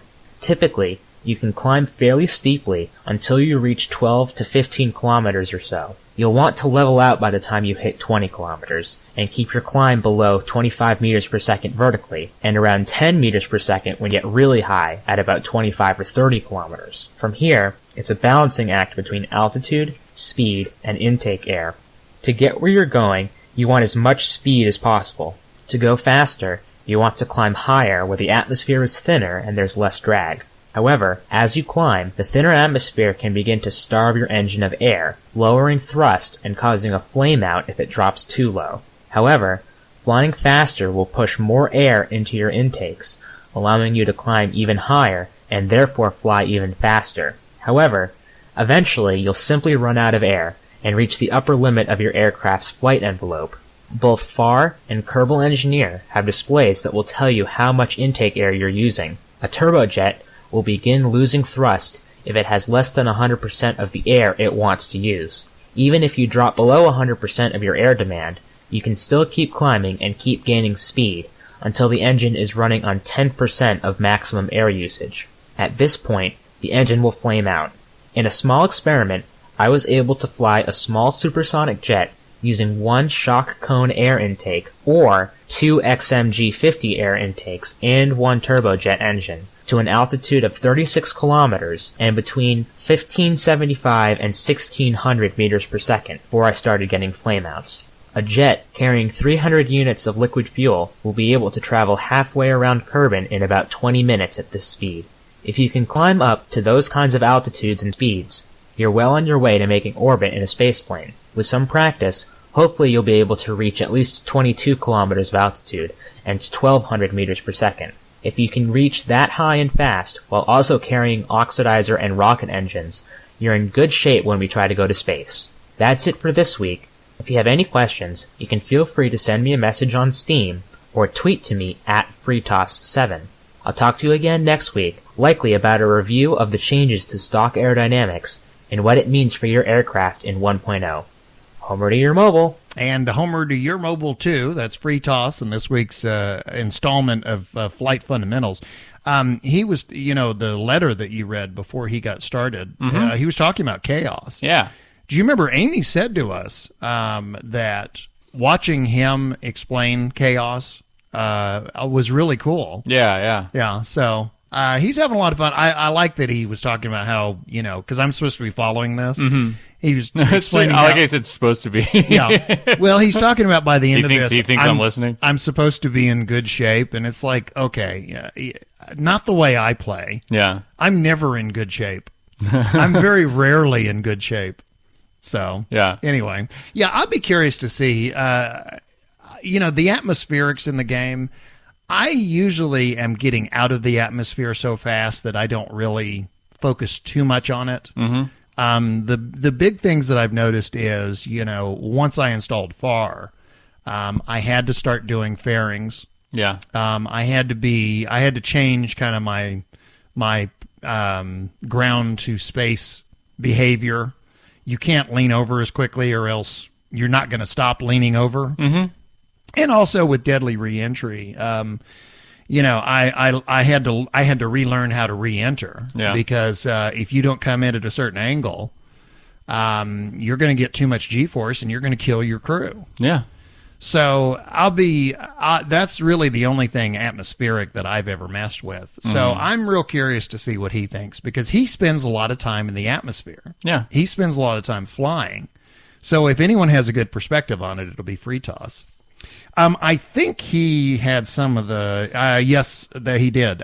We have quite a few tweets this week, and Freetoss had some as well. Will you read some of our tweets? Yeah, first one is from Ascalon. Don't you love the moment in KSP when you press F9, only to realize you didn't press F5 a few minutes, but half a day ago? In response, Kerbal Space Agency, KSA _mission control, after which you should immediately press Alt F4. Then when you restart the game, it will load your last autosave. That's a good tip, folks. Yeah. Be sure and keep that in the back of your mind. If you have not saved, if you have not F5'd sooner than you wished, Alt F4 will load your last game autosave. Next one from DK. Hey, Kerbalcast, your podcast title, Having Fun on the Mun, doesn't rhyme. Remember, he's the umlaut freakazoid. Yeah. That, because of the umlaut in the U on mun, it's actually pronounced moon. Yeah. So, yeah, technically it's having fun on the moon. But you know what? Most of us don't go for umlauts. Yeah. We have banished the umlauts. I thought it was umlaut. Whatever. Well, I know what our next tweets are going to be. Rinsling, I disagree with Andy A. Don't stop digressing. Also, the board and card games were fun to listen to, just so you know. Alex Boyd, yes, Biff, the word you're looking for is indeed interstage. Fairing. Mittenpo, I love Kerbalcast not only because it's Kerbal related, it's because Biffus and Noshead are awesome. Woohoo! Yeah. Ryan Young at Cajun Nerd, inside physics bubble equals objects obey physics. Outside physics bubble equals objects are on rails. Bubble is around the player. Alex O''D, Cypher _104. The way I think about the maneuvers is a lever principle. The further away you are, the less energy it takes to move mass. Do you know what he's talking about? Do you remember I asked you? Yeah, like where you are at the maneuver node, it's like how much it'll take. Mike Dowling, he sent out a tweet. He actually did a hand drawing, and there was, obviously there was no way for us to to show it in the podcast. I don't know. It worked for us in the past. Yeah, that's true. Yeah. That's how well our card and board game works so well. We got a critical letter out of it. Yeah, but we got a tweet of approval. No, but he said, like if you draw like two lines radiating away in an expanding line, almost like a triangle, he shows you that, the angle at the end of that, which is very big. If you make your maneuver early, then the aspect change that you're making is actually very small compared to what you're doing further down the line. Yeah. So anyway, that was I appreciate Mike Dowling doing that drawing. I wish I could show it, but it was a good drawing. Yeah. Freetoss says, you guys talked about maneuver node efficiency. A few basic rules. The Oberth effect says prograde retrograde burns are best performed at high speed, close to the parent body. Radial and normal maneuvers have a greater effect per delta V at slow speeds farther from the parent body. The earlier you make your maneuvers, the bigger effect downrange per delta V spent. Think of a 10-degree change at 5 feet versus 100 feet. That was longer than 140 characters. Those were 3 tweets put together. I just didn't. Yeah. I didn't bother to put the separations because I figured why. Yeah. At Jacob _Orth1, I love planes, but they are hard. And JD Rock says, I wish everyone took criticism as well as Kerbalcast does. Resender says, what do you mean by that? Huh? Yeah, what do you mean? What do you mean? Resender says, the physics bubble is area around active craft in which player objects are loaded in and affect the simulation. Haywood Floyd, I fully agree. I like Kerbalcast best when Biff is digressing. But not Nos. But not me, huh? Not me. Well, your digresses aren't that interesting. They're not. At Dan Brimstone, that drop-off at the end of the runway is because the runway is perfectly flat and doesn't curve with the planet. At Lanyard73, I just finished episode 9. Now I have to do a Planet of the Apes marathon. Thank you for that. I would recommend when you finish watching the original Planet of the Apes... You consider the marathon over. No. Oh. Watch Rise of the Planet of the Apes and Dawn of the Planet of the Apes. Oh, okay. And don't ever... And trust me, Tim Burton never, ever made a Planet of the Apes movie. Yes. You will be better served. You will live a happier life if you just keep that in mind. So when you hear these, it's like looking into a time capsule. It's your tweets about 1.0. Ryan Young at Cajun Nerd. One problem with KSP 1.0 coming out Monday, some of us work for a living. You're killing me, squad. Hey, you never know. This is a time capsule tweet. He could have been fired by now, or he could have left his job just for 1.0. You never know. Or call in sick. Call in sick. Amy you know what K, I say? In the same week, think about it. 1.0 is coming out and the new Avengers movie. Yeah. What you do is you just call in sick for the whole week. Oh, yeah. Amy K at Little Blue 50, KSP 1.0 tomorrow. Who's excited and who's dreading the wait for mods to be updated? Okay, so this is time capsule. Yep. So who knows? knows? Maybe the mods will all be ready. That's and right. KSP won't. Maybe, she just plays mods without the game. I don't even know how that works. Andrew Mason at MasonApp77. It seems the mods I've been using are generally covered apart from Kerbal Engineering, so hopefully I should be okay. Little does he know, he's going to be promoted to the CEO of Kerbal Engineering, and it'll be his problem. Are you trying to prove that your digressions are not that interesting? Ascalon at InDef, well, Kerbal Engineering Redux looks like the most useful from my mods, so it'll hurt a bit, but playing vanilla may be fun. Little does he know, he is made of vanilla. Okay, that one. Haywood Floyd, that's when playing vanilla pays off. What he doesn't know with this time capsule is it does, because I play vanilla and I know everything. DK, I literally won't be playing it until all the mods update. Well, he doesn't know, but he actually signed up for a Twilight Zone-like contract where he can never do it because there's one mod that hasn't updated since .19. I have a question. That's rough. Doesn't Cookie Planet have a vanilla area? Freetoss, apparently some mods are already updated since the devs were on experimentals, including Kerbal Engineering Redux. Come on. Little does he know, yes. This is all a dream. And Cookie Planet also, in addition... No, the Cookie Planet's real. In addition to the Vanilla Highlands, yeah, there's the Chocolate Valleys. Ooh. you don't want to go in the Chocolate Valley. So, wow. Yeah, we're excited about 1.0 because they're going to introduce resource mining. So which came out a few days ago. Yeah, which you're going to be able to get diamond blocks, which you can form into better drill bits and armor for your Kerbals. And there's going to be like little... monsters that run around and explode things. Yeah, that's what I hate the most about the 1.0 is the little green things that creep up on you and explode. Yeah, and then there's like those little Kerbal skeletons with their little bows and arrows and stuff. 1.0 is just, they went in a very different direction. Yeah. But, you make sure you're there, beyond nightfall, you build a little house and you start farming to have resources, Well, since future people are listening to past me talk about all my experiences playing 1.0, there's nothing more irritating than building a rocket and having a creeper come up and wipe out half of it. Yeah, it was so, I don't know. The 1.0 change was very big, but I don't know if we were ready for it. Although, if you upgrade your mining building enough, you get diamonds, and then you can do obsidian, and you can launch into the nether. Yeah, and eventually you can fight a dragon. Yeah. Yeah. 1.0 is awesome. Yeah, dude, I love it. It's the most incredible ever. Yeah. And eventually, you enchant stuff, and it's just so good. Yeah. Good job, squad. Yeah, that was great. Yeah. It was just great. Yeah. Steve Kerman is probably my favorite. Kerbal not. The $6 million Kerbal. Yeah. So that wraps up episode 47. That guy from The Signal. We would first like to give out some thanks. We would like to thank all of our listeners and regular contributors and everyone who sent us letters and tweets. And we want to say a big thank you to the subreddit moderators for Kerbal Space Program, Kerbal Academy. Look for links to our podcast on their program and also lots of useful links to play the game as well.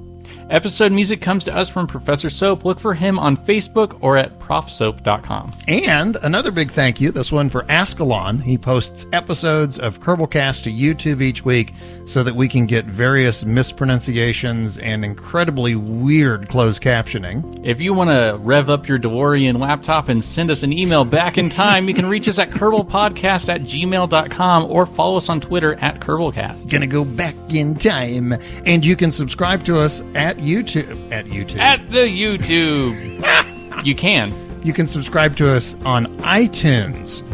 And remember, all episodes of Kerbalcast, and after this one, I understand that you probably don't ever want to listen to another one again, but you can find them at kerbalpodcast.libsyn.com. You can also find us online on Steam as Biff Aldrin and Nostromo. If you'd like to support Kerbalcast, you can donate on patreon.com/Kerbalcast. No, it's Patreon. Patreon. It's Patreon. I think Patreon is like a giant combining robot, and I love that. That's right. Assemble Patreon. So that wraps it up for... Directed by Michael Bay. That wraps it up for Kerbalcast episode 47, That Guy from the Signal. As always, I am your command module pilot, CMP. Hang on. Don't you want to forward sell after the credits? Don't you want to tell them stick around? Stick around for after the credits where we do Interstellar. We talk all about it, and Amy Kay comes along, gives her opinions, and we have a letter from Haywood Floyd. Hey, instead of Interstellar Revisited, can we say Interstellar Redux? Redux. So, I'm new to closing out the podcast, so I'm going to try it one more time. That wraps it up for episode 47, That Guy from the Signal. Yeah. As always, I am your command module pilot, your CMP, Nostromo. And signing off with me is our LMP, our lunar module pilot, Biff Aldrin. Until next time, happy Kerbaling.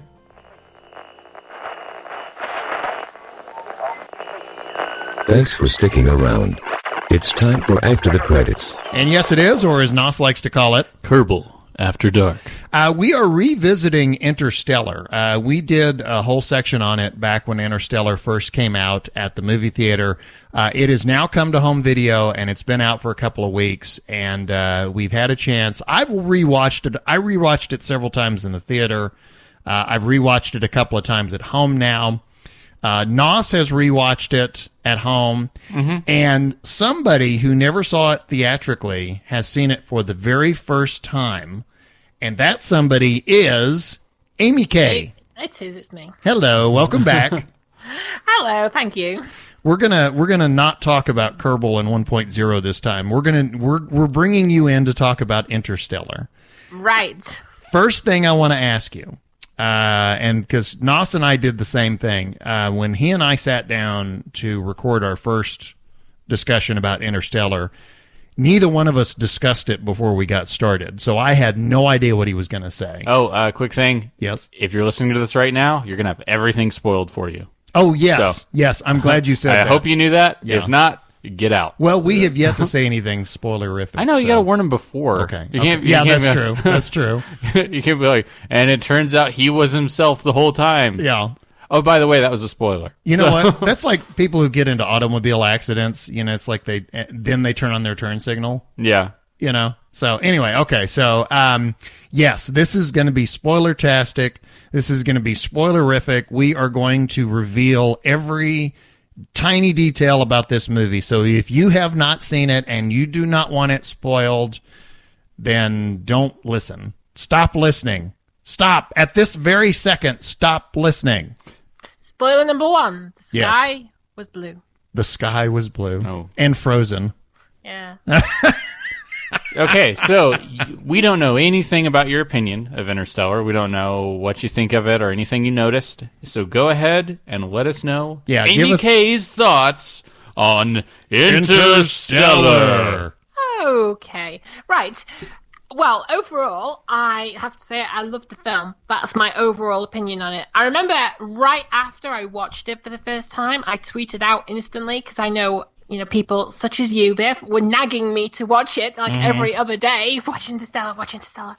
I actually have a long list of movies you're supposed to be watching. Hey, I'll watch another one later, but eventually I'll get down that list. Okay. I had problems with the ending. That really irritated me because I liked how the science was plausible throughout the film. Can you clarify which part of the ending are we talking about? I think you're just talking about the Tesseract and the... Are you talking about the black hole? Yeah, from the black hole onwards, I liked it as a film overall. I disliked it as a sci-fi film. I really like sci-fi when it's plausible, even if it's not necessarily 100% accurate, but it's accurate enough that you could believe it. Everything after that, I as a child, for fun reading, and this sounds really geeky, but it's a prelude to what I'm going to say. I was reading Stephen Hawking's Brief History of Time, and so when they went into that black hole, I was waiting for singularity. I was waiting for spaghettification. I thought nothing good could come of this, and then he's in a library essentially. Yeah, and that just blew my nerdy sci-fi head, and I was like, oh. And from that point on, it changed itself as a film for me. Can I interject at this point? I had the same experience you did. I also thoroughly enjoyed A Brief History of Time. And yeah, I was thinking the same thing because Stephen Hawking talked about, crossing that threshold and, basically turning into a really long piece of spaghetti. I was waiting for that. When I didn't get it, and then when the whole library thing came up, what I thought, and what I still think, is that the whole reason he was able to cross that threshold and survive and get into the big library is because the future beings that had created that Tesseract created something that he could enter into and survive. So that's where I didn't have a problem with what was going on in the black hole, because I kind of felt like everything that happens in the black hole is within an environment that was created specifically for him. So I don't know if that helps. That would be good, except for the fact that afterwards it turns out the future beings were actually them. Right. Well, I have something to say about that too, but not right now. Go ahead. Okay. But what I think would have been better from that point on, and I realize we haven't talked about the rest of the film yet, but I just have to get into my gripe first. Okay. I think a better ending after we went into the black hole and all this metaphysical stuff came out would have been if he'd had died, if he'd not come back out, because then you get into the whole realm of more what ifs. Is this afterlife? Was he dead? Is this his experience of near death? Then there's a lot more to take on. There's a lot more debate, I think. But just being the fact that he did all these weird things, then came back like nothing had happened, that, I don't know. I liked it, but it left a tiny bit of a sour taste in my mouth.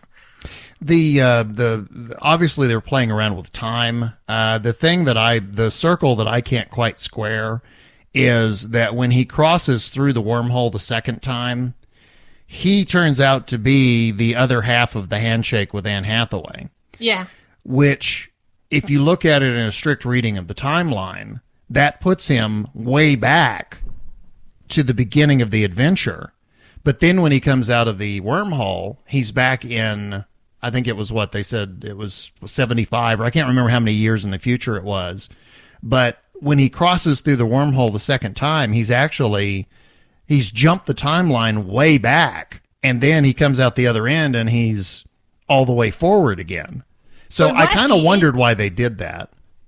I think it's an extension of where he was. I mean, where he was in that black hole library, right?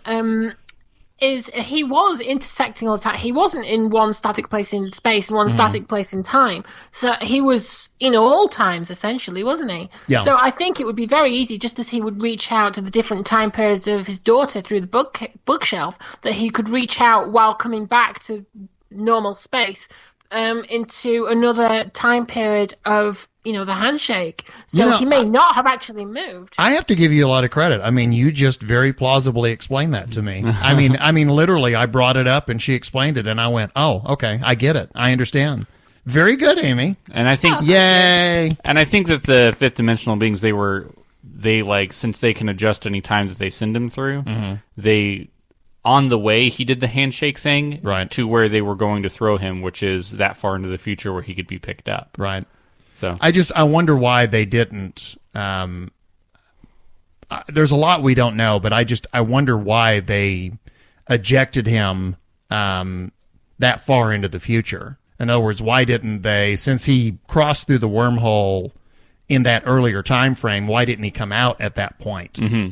But the fifth dimensional beings don't see it as linear. I understand. So if they're seeing a different dimension, they might not be able to distinguish between different time frames. Mm-hmm. Yeah, I mean, the understand. whole black. Yeah. Well, beyond the black hole stuff, Yes. was talk some more about the film? I mean, you said you really enjoyed it up to that point. Yeah. Well, I enjoyed it after that point as well. It was just a little bit for me, shaky hand for me. But no, before that. I loved it. I loved the fact that the science was plausible. Yeah. I thought it was great. The suspense and the pacing of it was fantastic. It had me hooked from right from the beginning. It had you asking questions, and it had a lovely suspense curve. And Michael Caine's character, there's so much to talk about. Yeah. The relationship between him and his daughter had me literally screaming at the screen. Do you know what I think is funny about the Michael Caine character? You know, he continually quotes, you know, do not go gentle into that good, you know, that Dark Knight. Dark Knight, listen to me. I'm just referencing Christopher Nolan across the board. Yeah. But he keeps making reference to that. Do you notice that he only gets to say it once all the way through? From that point on, every time he starts it, people either cut him off or they look away or it cuts away. But I mean, it's like you get the sense that he's this old man that no matter, it's like, hey, what do you want for lunch? Do not go gentle. And it's, oh, shut up. You know, I mean, because it really does get to a point where people are irritated at him for saying it. You know, it's like on his deathbed, Jessica Chastain was like, no, go back to that other part. Remember about how you lied? Could you please not quote poetry to me now? Well, I'm very... Go on, Nuss. I think it's kind of like he's trying to bring this point across. Yeah. And everyone's a little too distracted with all those things that are a little bit more temporary than what he's doing. And so I think it was a good choice on the writers. Yeah. You know, that they introduce it once and they go, okay, here's your theme. But then from that point on, they make it a character beat, which is, you know, the people around him are just kind of like, we've heard this so much. And considering everything else that's going on that you've been involved in, it's like, you know, we're not letting you wiggle out of it by quoting something, you know, by quoting some poetry. You know, no, you don't get off that easily. Yeah, I think it's like showing like how steady he was to that value, to the things that he was willing to do. But he's constantly reiterating it where other people are, you know, floating around between what their values are. Just something that I was thinking about when watching the film, and I have to say, I didn't actually hear your guys' original Interstellar segment, because at the time I hadn't heard it and I didn't want the spoilers. So you may have already talked about this and you may not have. How did you feel about what the film was saying in terms of causality and destiny?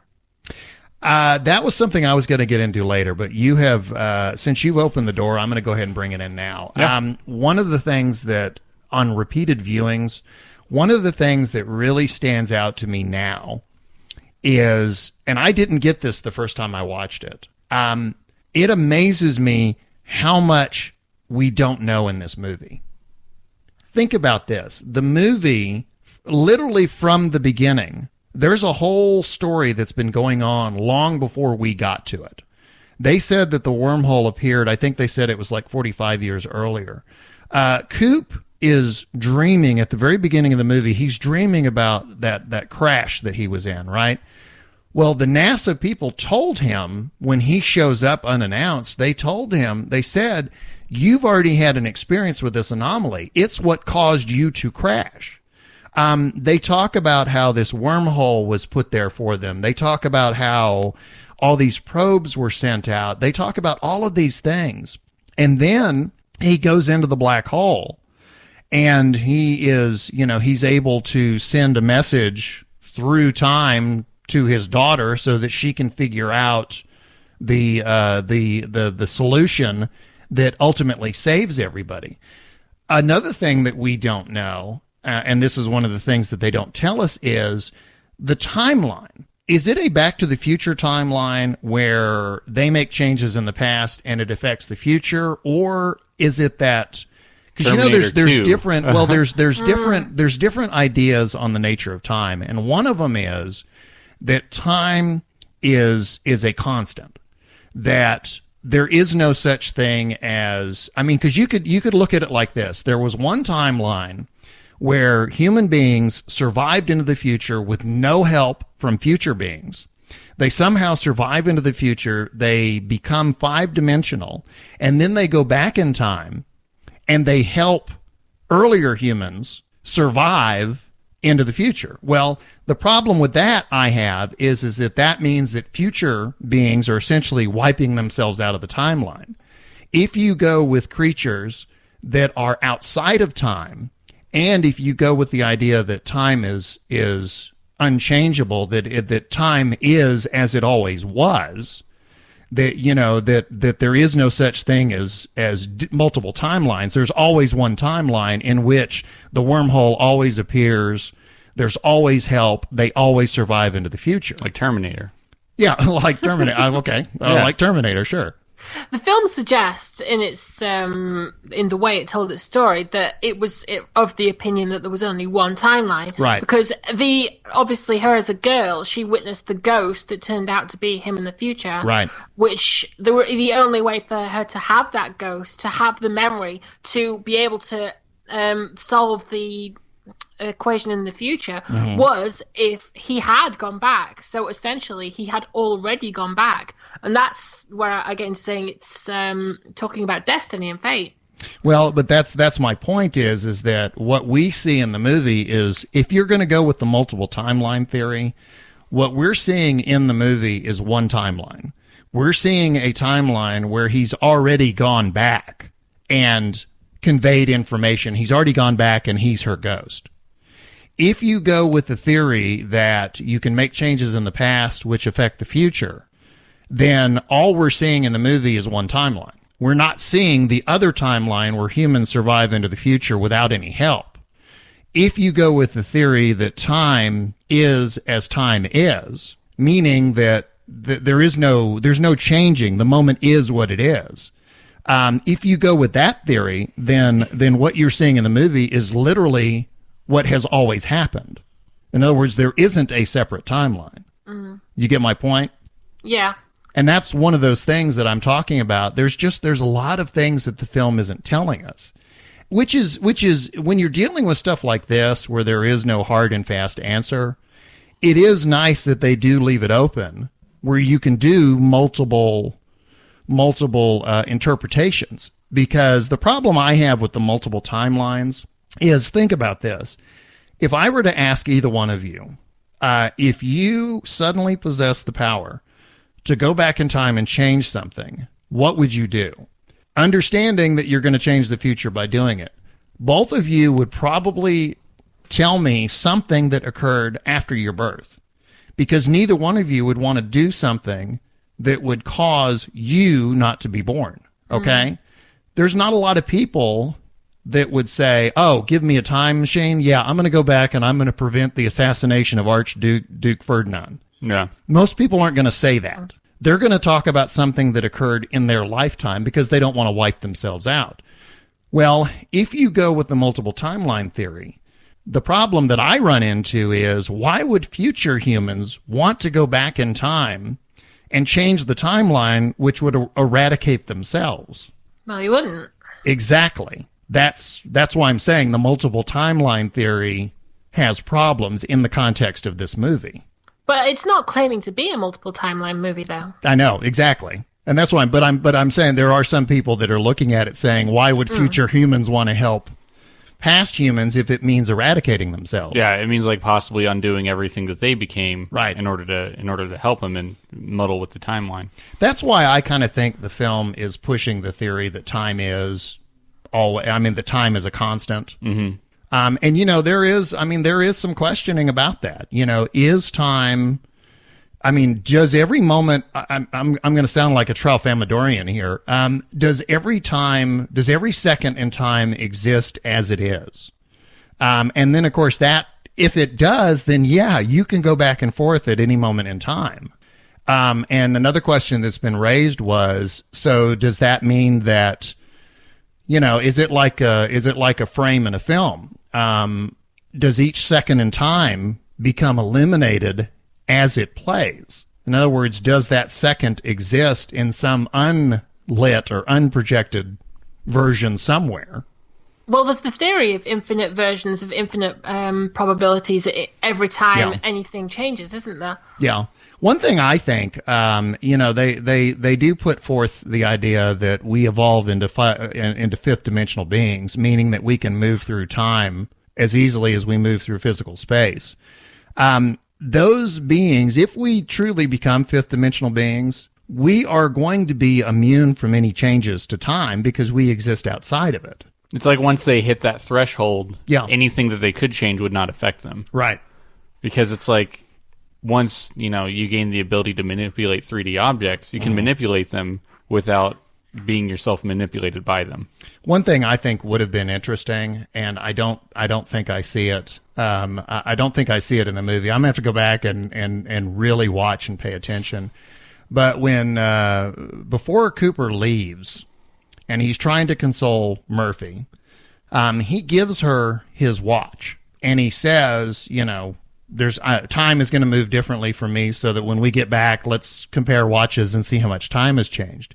When he hands her that watch, I think it would be interesting if the second hand on it was twitching when he hands it to her, because at that point, the audience doesn't mean anything to the audience at that point, but it feeds into the idea of changing time across all time. Mm-hmm. Two things. One related to what you just said, and one going back a little bit. The first one is the watch. I'm 90% certain that you'll be more knowledgeable than I am. I'm pretty sure you see it twitch before you actually know why it's twitching. Okay. I need to go back and watch. I'm pretty sure you do. I remember registering that and thinking, oh, that's weird. I wonder if that's something to do with it. Okay. And the second thing I was going to say was, I'm assuming that you're presuming that the fifth dimensional beings are actually humans in the future. Well, they say in the film, and I've always allowed for this possibility, given how much we don't know in the film, the fact that Cooper says to Tars, he says, "Don't you understand? There is no they. It's us. It's us in the future." I am allowing for the possibility that he may be wrong. Yeah, and he's just saying what he thinks it is. Yeah, and it's very possible. It is not us. Whenever we future. talked about it last time, we said, there's us in the future. And I was like, well, that's the understanding of one guy and one robot. Like they don't necessarily know that. That's back to what I was saying. That's one of the things that I love about the film is that there's multiple ways you can look at this. And there are no hard, fast answers in this movie. And that's why it really bears rewatching, and it supports rewatching. This is one of those films that you can keep watching. And, because I watched it the first time and I walked away with one idea. I watched a second time and I thought, there's another there's another explanation that could fit. Mm-hmm. And every time I watch the film, it's kind of like another little piece goes into place, and I think, that could fit as well. Do you know what the first thing I thought was? I don't know why, but I didn't buy the whole "it's us in the future" thing. An analogy that I thought might be accurate for one theory, if it isn't humans, is imagine you can travel in space as easy as you travel to, say, the corner shop. What if they're the equivalent to our biologists or xenobiologists, whereas they found if we found an endangered species of badger on one planet, then we might say in our dominant way, they don't deserve to be extinct, let's save them. Right. Now, and if we are looking outside of time, if we don't perceive time in the same way, then we'll find it almost pitifully easy to save them from extinction, just as we would find animals on this planet. Saving them would be pitifully easy. A higher intelligence, us or not, could look at us in the same way, and we would have no knowledge whether on what level they even are, be it us or anything else. So, if that was the case, then fiddling with our timeline, as complex as it could be for us, could be trivial for them. I would like to point out that historians will refer to this moment as the birth of the badger theory. Amy created the badger theory, I will, again, I have You heard it here first, folks. Yeah, that's right. Badgers. Right here on Kerbalcast. Space badgers. That's right. Space badgers. And for all you Firefly fans, space monkeys. Yeah. Was it space monkeys? No, it was space badgers. Again, I want to tip my hat to Amy. She has tossed out another idea that I never considered, and she's absolutely right. We do, as humans, frequently intervene in animal populations. We do frequently look at animals and go, that species is threatened, therefore we're going to do things to ensure its survival. There could be an advanced fifth dimensional race that is literally looking at us like we're badgers. Mm-hmm. And going, those badgers are about to go extinct, so we're gonna save the space badgers. And I mean, if you still wanted to say it was us, I mean, if we had gotten to that point, it's just like a parent looking after children. Right. I mean, they can't look after themselves, so we're going to look after them because we have the knowledge, know-how, and resources to do that. The problem that I have, going back to the multiple timeline theories, the problem that I get into again is I cannot see future beings doing anything that would threaten their existence. That's assuming that time is linear for them, because they seem to be operating outside of time. And if it's not linear, they may have a greater understanding. But see, that's my point. That's why I'm saying that's why I have trouble with the multiple timeline theory. It's like if you're talking about that like reel-to-reel projector, right, that you were talking about earlier. It's like what we are is we're the light in the projector. Mm-hmm. We're only seeing one frame at a time as it moves past. But once you go beyond being the light, you become the projectionist. Right. And so they are able to manipulate what goes in front of the light and what the light experiences without it being affected by them. And not to derail us and send us off on another point, but that is one of the things that they're trying to figure out is if you look at time in that sense that time is one frame on a big reel of film. The one of the things that they're wrestling with is does the fact that you're actually shining a light on that one frame, I mean, does that fundamentally change that one frame for the second that it's eliminated? And they may have hit the point to where they knew how to manipulate it without them being lost in the process. Right. Mm. See, that's kind of where I get the feeling that I ultimately came to, the conclusion I ultimately came to from the movie was that somehow or the other, these fifth dimensional beings, if they are us, have figured out a way to exist outside of the effects of time. Meaning that, they've reached a point where you can literally go back and change moments in time without affecting themselves. Mm-hmm. So, because otherwise, to me, if you're going with the whole Back to the Future idea of time, to me, the information that's given us in the movie doesn't work. Because again, I don't see future people going back and doing anything that would threaten their existence. Have you given thought to the possibility that if time is actually spherical rather than straight? Yeah. Have you heard about the spherical theory of time? Can you elaborate? Because I'm not sure I'm with you on this one. Whereas all of time is not straight like this, but it's kind of bent out. It's like quantum leap meets an explosion, is the theory, where beings operating outside of time would be operating outside of the sphere, so they could pull the little strings and examine each individual connection to find the connections that end up with the result that they want to. Okay. Yeah, that's why I wanted to elaborate. I have heard that theory. I've just never heard it called that. And that's, in a sense, that's kind of what I'm saying is imagine beings that exist outside that sphere that are able to reach in or move pieces around inside, but they themselves are immune from those time changes. Yeah. So, I mean, because like I said earlier, if you were suddenly given the ability to change time, I mean, I don't know about you. I mean, like let's take something like the Titanic, which I had talked about before. I mean, if you could, would you go back in time and prevent that from happening? Understanding that by doing that, you're threatening your own existence. And don't get me wrong, I'm not saying that, boy, it sure was great the Titanic happened because of everything that came afterwards.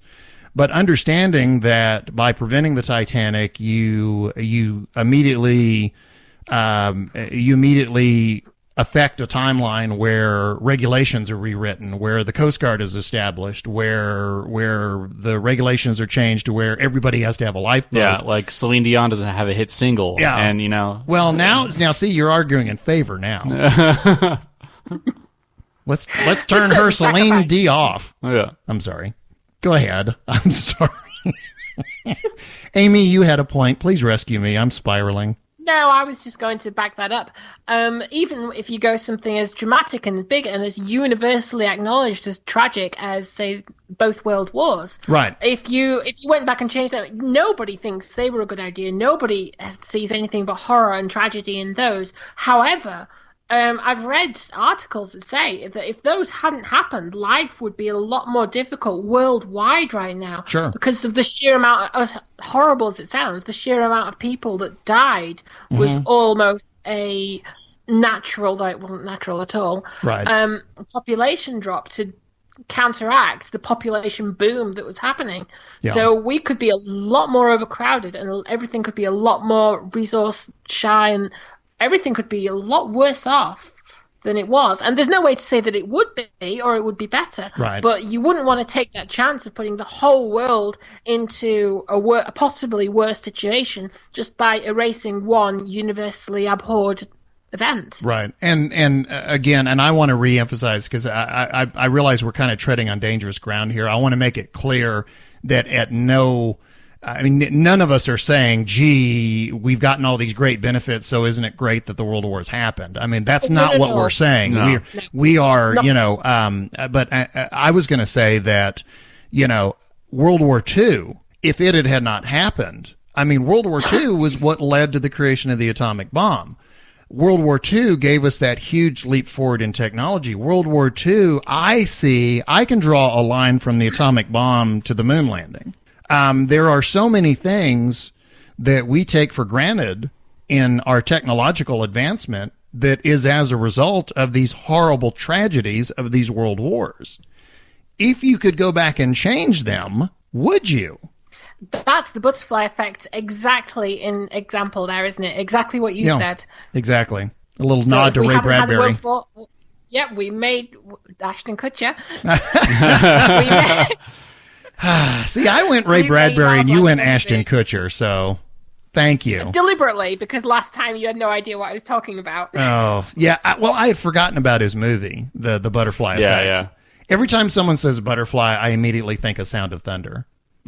So, and then someone goes Ashton Kutcher and I go, Oh, that's right.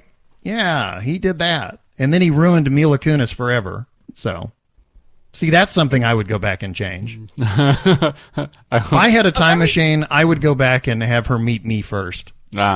Shameless shout out for a film that or movie that I think you should watch. That's very interesting. It's on Netflix, I believe, in US and UK, called Primer. If you want very great movie on timelines, that is great movie. Get your head around. I love that film. Well, it took me about 15 watchings to try and kind of figure out what was happening. Well, I'm glad you brought that up because you remember earlier when I was talking about Interstellar, I said that we're only seeing one timeline, understanding that there's multiple ways to read. Is there multiple timelines? Is there one timeline? Whatever. But I said that all we're seeing in the film is one timeline.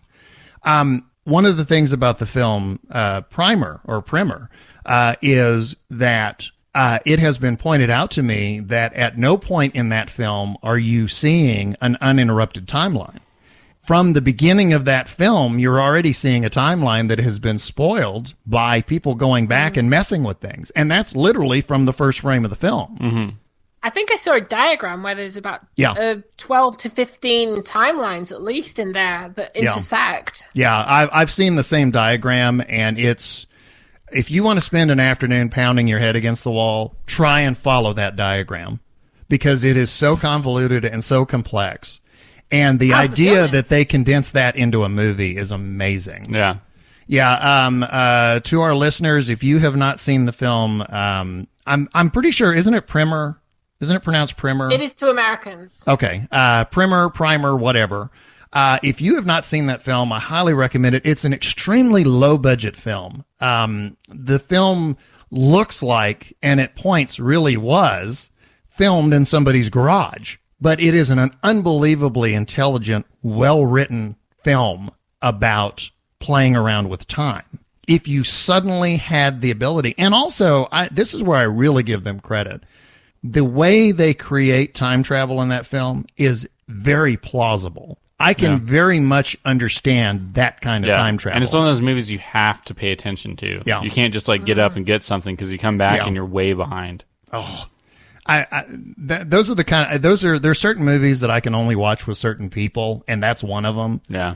I cannot stand people that talk through movies and then when it's over they go, I didn't understand what was going on. That was confusing. I hate this film.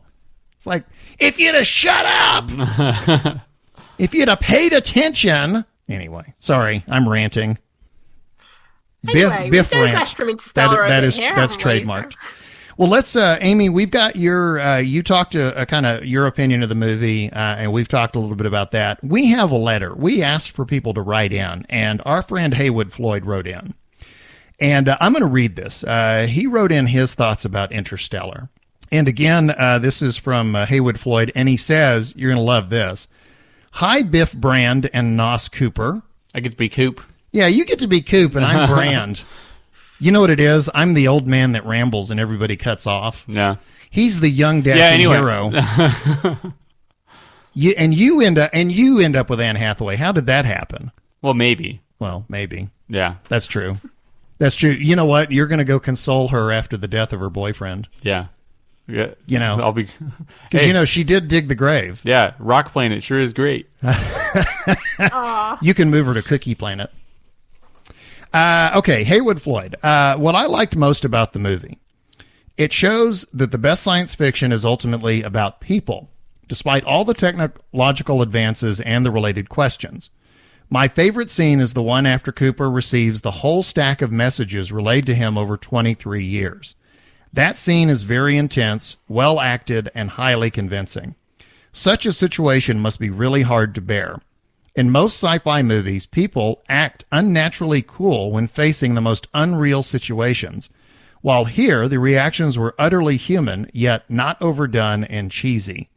As an aside, I said it back in when we were talking about Interstellar. I want to reiterate it here. Matthew McConaughey absolutely nailed that scene. Yeah, that scene just kills me. Oh, it broke my heart, that scene. Yeah. And also a nod to the technical side of things. Storytelling, I think that it was very clever of them. They go from Coop on the ship watching 23 years of messages, which concludes with Murphy, getting on there and going, hey, Dad, you blank, blank, blank. You know, you said that we'd be the same age. Well, guess what? Today's my birthday, and you're not here. Mm-hmm. Technically, the film then jumps to her on Earth and picks up her story. And it follows it right up to the point where Brand says, I'm going to send a message to my daughter. And then it cuts back to Anne Hathaway's character on the ship and picks up with the story again. Yeah. From a storytelling perspective, I thought those transitions were brilliant. Yeah, those are very good transitions between the two. Well, they weren't jarring at all. I mean, there was a natural flow from the ship to Earth back to the ship. That's good writing, you know, because it is not jarring to go from the ship back to Earth. It is just this natural, smooth little transition from one place to another and then back. Okay, back to Haywood Floyd's letter. This is significantly changing at the end of the movie when somehow everything fits into place. Cooper meets Murph, which at least technically does fulfill his promise of coming back. But on closer inspection, they can't share any more time together. And since they have been separated for such a long time, at least for Murph, it may not even be necessary anymore. It is striking that their long-awaited get-together does not affect them emotionally as much as one might expect. In Murph's case, it may be due to the fact that she has lived most of her life without him. And in his case, because he has already done a big share of grief when he lost 23 years in a blink. Yet that scene seemed to be an opposite of the message scene, very detached and almost comical. Just think about it. The whole family of Murph descendants is meeting their ancestor for the first time, and it didn't stir anyone. I can't believe they didn't know, given that Murph was relocating despite being in such bad condition. The movie does a great job of stretching physics to the limit, but always staying on the plausible side. I give them a lot of credit for that because it is hard to combine with entertainment. I know you, Nos, really like Prometheus, but the biggest issue I have with that movie is that it does a very bad job when it comes to portrayal of science for the sake of the plot. Which it does. I am still not sure what to think about that whole business about future humans being the ones who sent the wormhole and the Tesseract. Am I the only one that heard Tesseract and went Avengers? Yeah, I did. We said that last time. Okay. Yeah. I'm sorry. Haywood did not say that. I did. It's just every time they say Tesseract, I keep going, you mean the blue glowy thing in the box? Yeah. Again, Haywood didn't say any of that. Because I would hate for him to go, I wrote a perfectly good letter and then Biff ruined it with all his little asides. Biff digression. It's a Biff digression. Trademark. There you go. I get a penny every time someone digresses now. You know what? You get $1 every time someone talks about badgers. Space badgers. Space badgers. Okay, back to the letter. It sure looks like a paradox, and it brings up a lot of questions of its own. On the other hand, I grant any time travel fiction the freedom to tweak the plot in almost any way, because there is no scientific truth that you can be faithful to.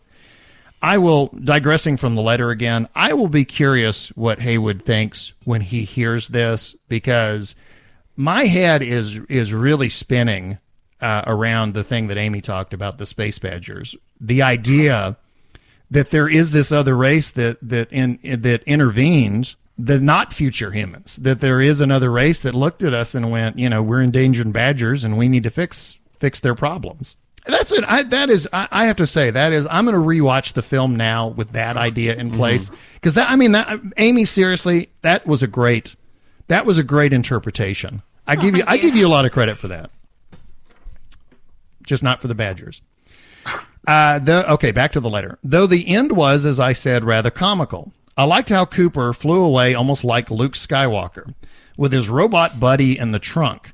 Do spaceships have trunks? Haywood did not say. Okay, folks, anytime you hear something idiotic, Haywood did not say that. I added it, okay? Good Lord. This was a short letter. And then Biff started reading it. All right, back to the letter. And all of a sudden, he was this space action hero type who could even fly a spacecraft that is many decades ahead of him. It's Matthew McConaughey. He can fly what he wants. If anything, it makes you leave the movie with a good feeling. More so since he leaves to get the girl after all. But does he really? What is he going to find on Edmund's planet?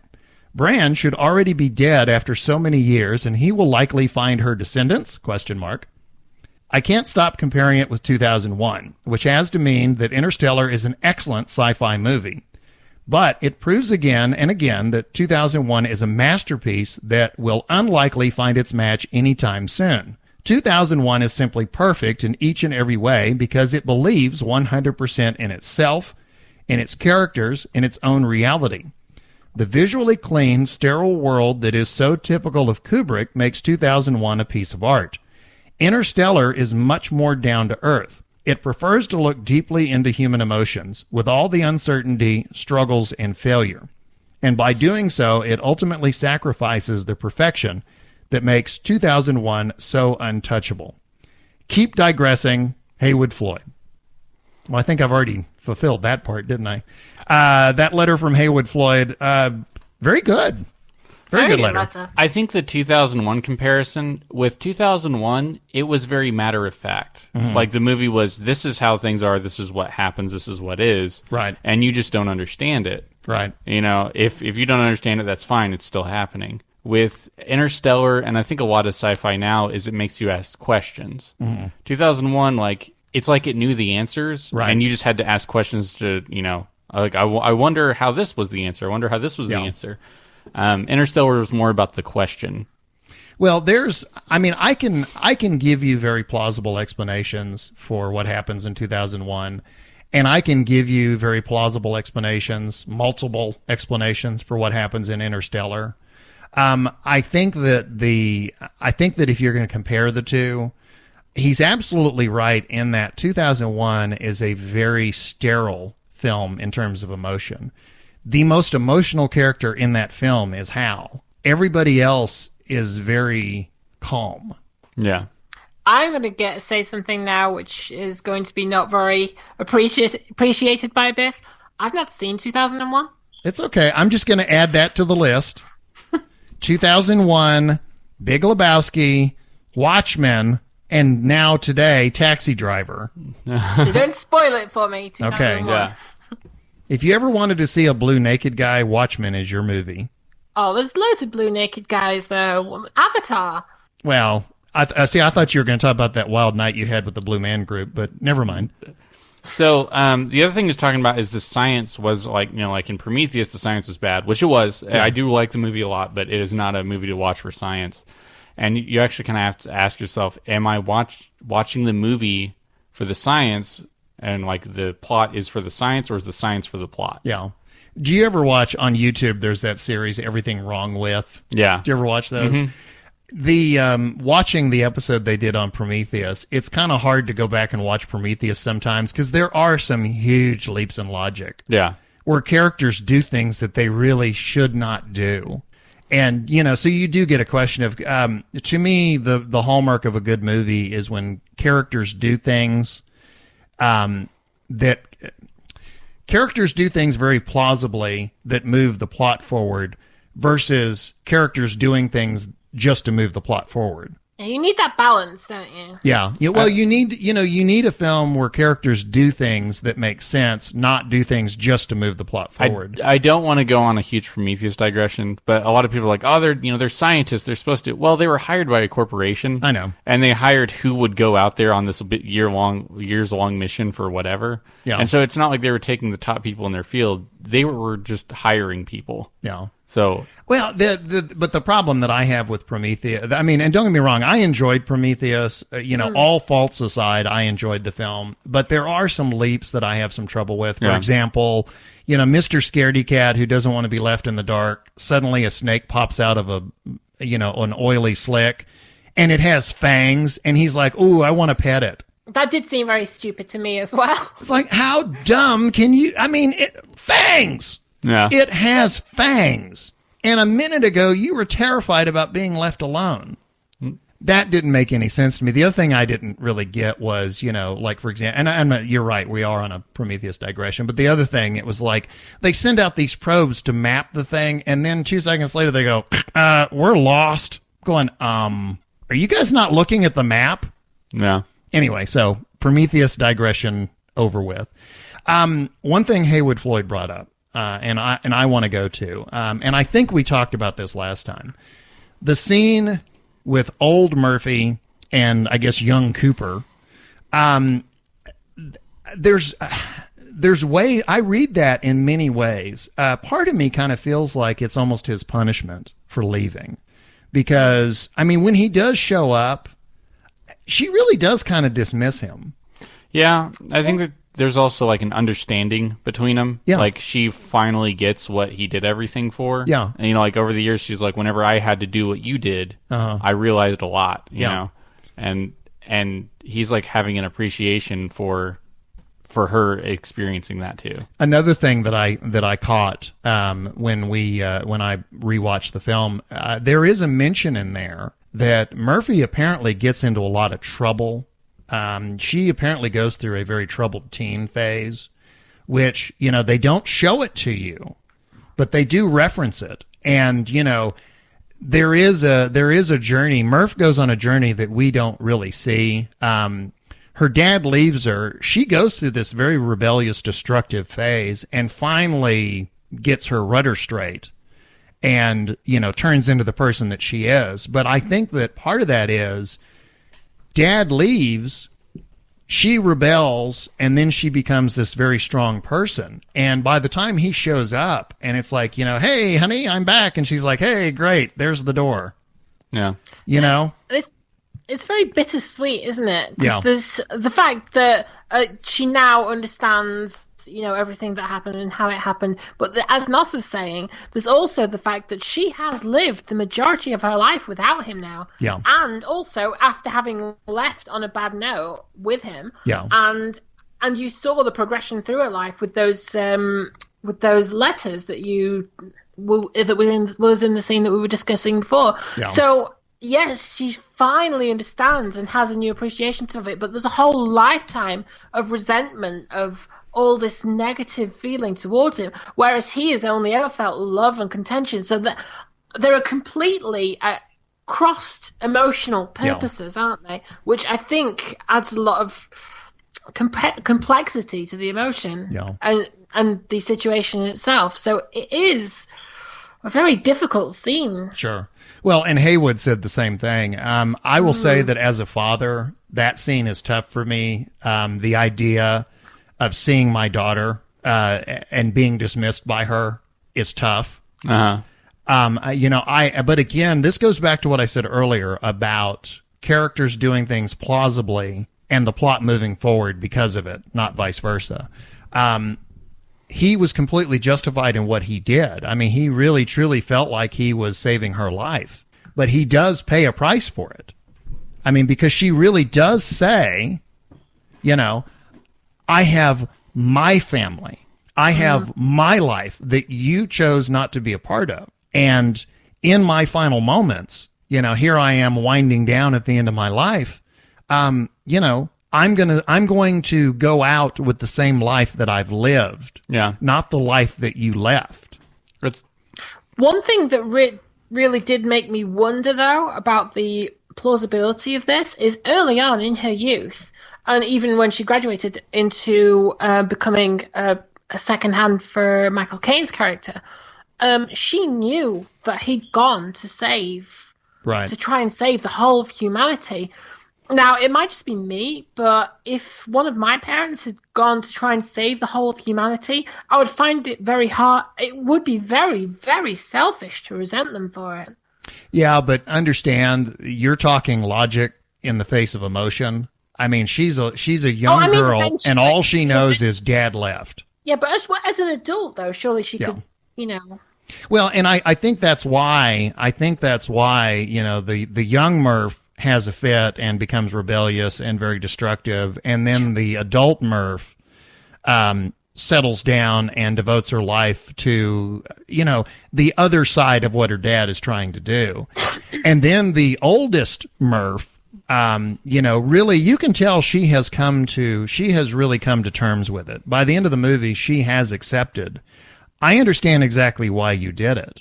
By the same token, again, it's kind of like, I understand why you did it, but from my point of view, you've been gone for, I can't remember what age they gave her, but I mean, you've been gone for decades. Yeah. Well, it's also, her wanting to be with her family that she's made versus the family that she was in. Yeah. It's kind of like what Dr. Mann said, is like the last thing you see before you die are your children, know, and it's focusing on loving people that, don't exist yet versus people who had already gone. Like, Hathaway's character had lined out, it's like, we love people who haven't happened yet. We love people who have already happened, right. Right. And so she was, I see. And I would argue, because she was saying that there's no social utility in that. Yeah. I disagree. There was there was some research that was done into, why would somebody sacrifice themselves? People that, you always hear about, people that throw themselves on grenades to save the platoon, that kind of thing. They're saying, where's the social utility in that? What they came back with was, they said the social utility is directly connected to language. The reason that we have evolved to where sacrificial acts have a social utility is because we also have language. When somebody throws themselves on a grenade and saves everybody, we all talk about that and about the heroism. Yeah. So even though the act doesn't help you survive, your act itself helps the species survive, and because of language. When she said the thing about social utility, though, she was referencing loving somebody who is already dead and gone. Yeah, but again, that's where I go back to the social utility because of language. I mean, it does, as a species, it helps us that we do love people that have gone. Yeah, and done. Okay, yeah, I see what you're saying now. So, this is another thing, and I got this from the first showing, but I want to ask you guys. The scene where Murph goes back to her bedroom and she finds the twitching watch and the whole bit. Do you remember she set fire to the crops and everything? Yeah. Just out of curiosity, do any of you ever wonder what is going through the brother's mind at this point? Yeah. Think about this for a minute, okay? Because all he knows, okay, is his crazy nut of a sister. Because you can tell their relationship is somewhat strained anyway. And he tells her, get out and don't come back. His crazy nut of a sister sets fire to his crop, okay? He goes out and they have to battle this fire, which literally is life and death, okay? I mean, somebody could get killed doing that. So when he drives up to the house, you can imagine he's probably not in the best frame of mind regarding her.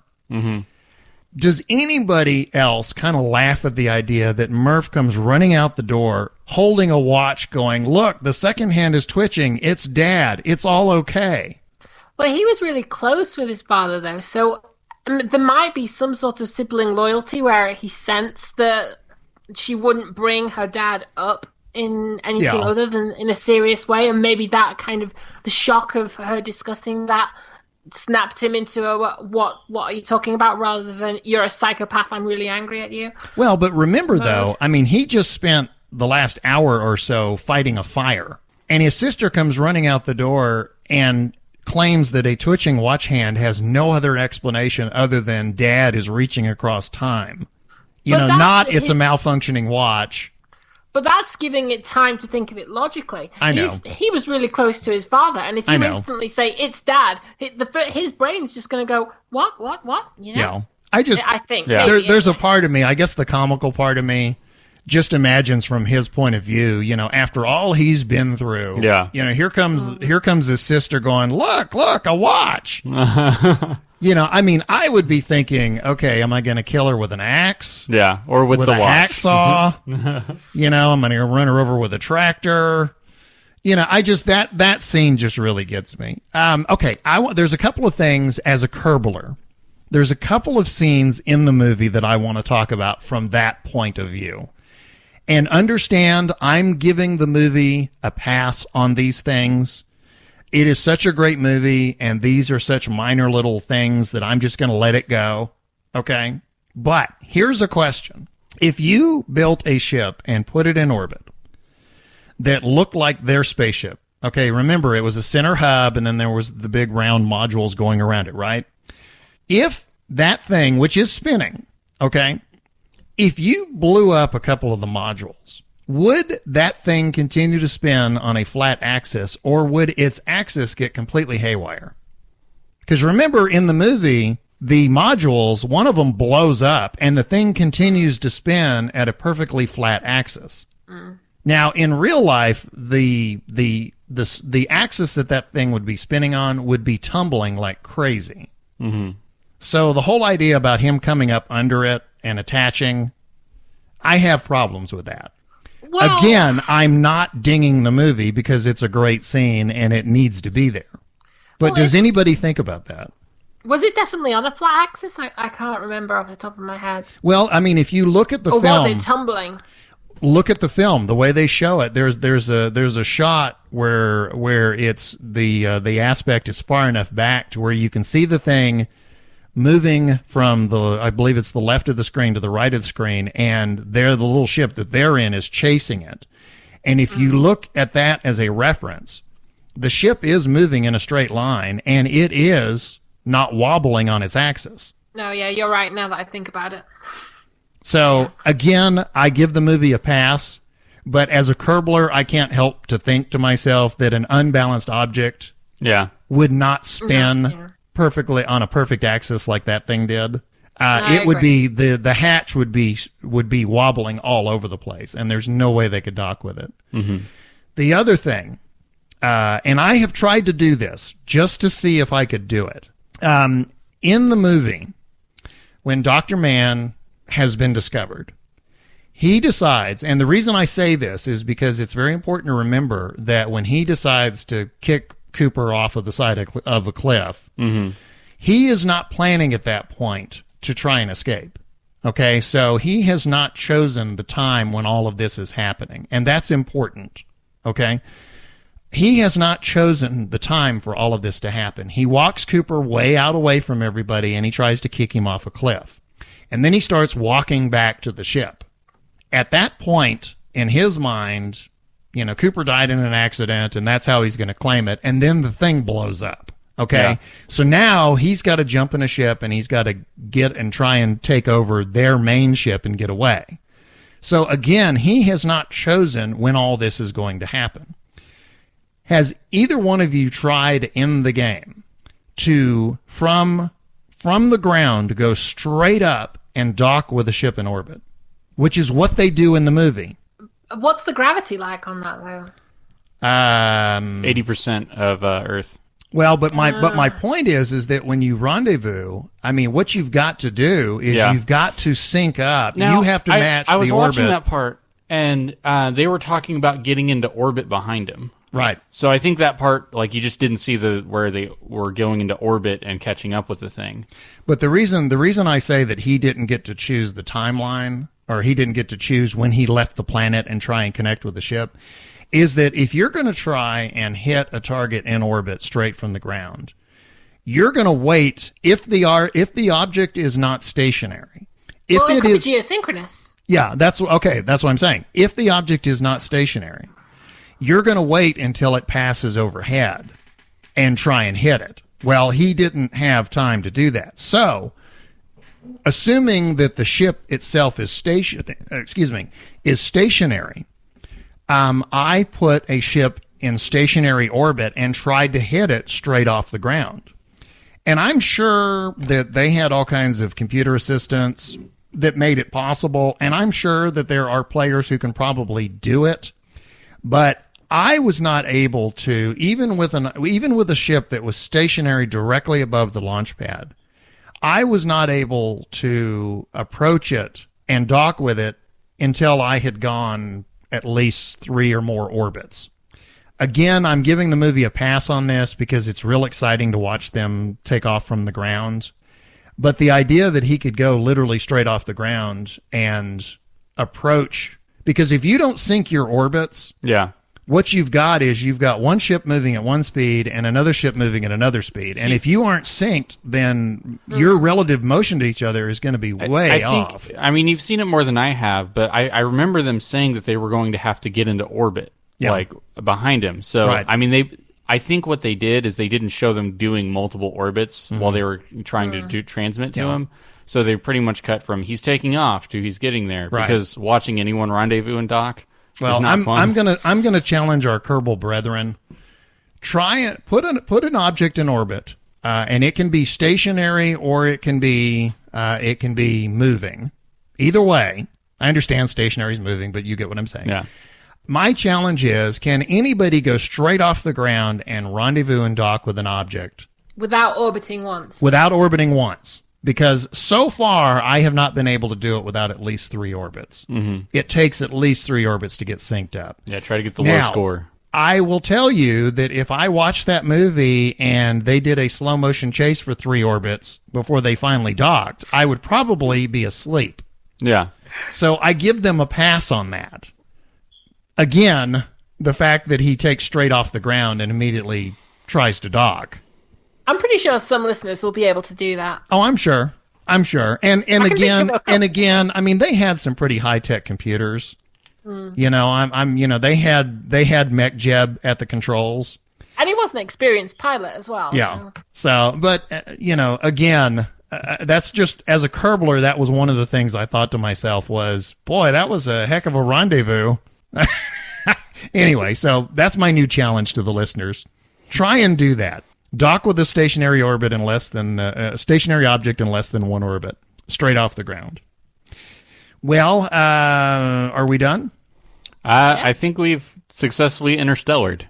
You think we've successfully beaten the dead interstellar horse? The badger? Yeah, that's right. The dead interstellar badger. Yeah. Ladies and gentlemen, the Amy K. Badger theory of time and space relativity. Well, it was coming. Yeah. Well, wait till you hear my anteater one. Your what? Your anteater? Oh, my God. Let me guess. The trunk is the wormhole? Yeah. No, I was joking. I don't have an anteater theory. But you will. I will. You just give me time. You know what? Future me knows that past you will have an anteater theory at some point in the future. You too, with your digressions. So that was Kerbal After Dark on Interstellar. Also known as After the Credits. After the credits. Well, our special guest today, Amy K. Amy, thank you for joining us. It was nice to get a fresh perspective. And also Nice to thank you to Haywood Floyd for writing in. Yes. And thank you to all the badgers who have now been spared. Yeah. No badgers were harmed during the recording of this podcast. Or space badgers. Or space badgers. Space monkeys. I have to go watch Firefly now. So until next time. Until next time. Keep digressing. Happy badgering. Happy badgering. This is Apollo Control at 102 hours into the flight of Apollo 11. It's grown quite quiet here in Mission Control. A few moments ago, Flight Director Gene Kranz requested that everyone sit down, get prepared for events that are coming. And he closed with the remark, good luck to all of you.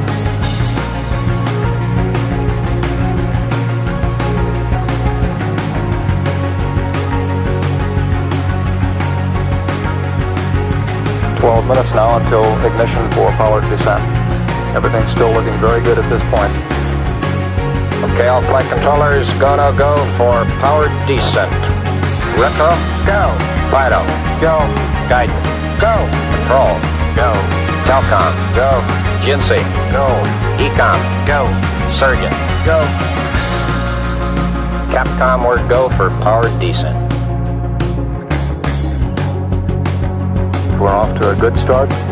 Play it cool.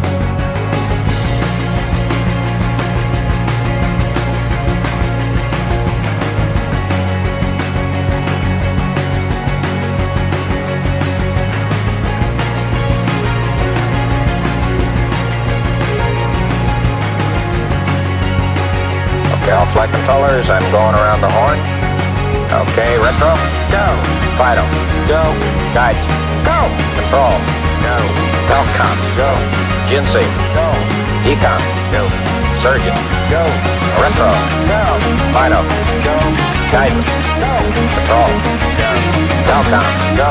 Jinsei, go. Ecom, go. Surgeon, go.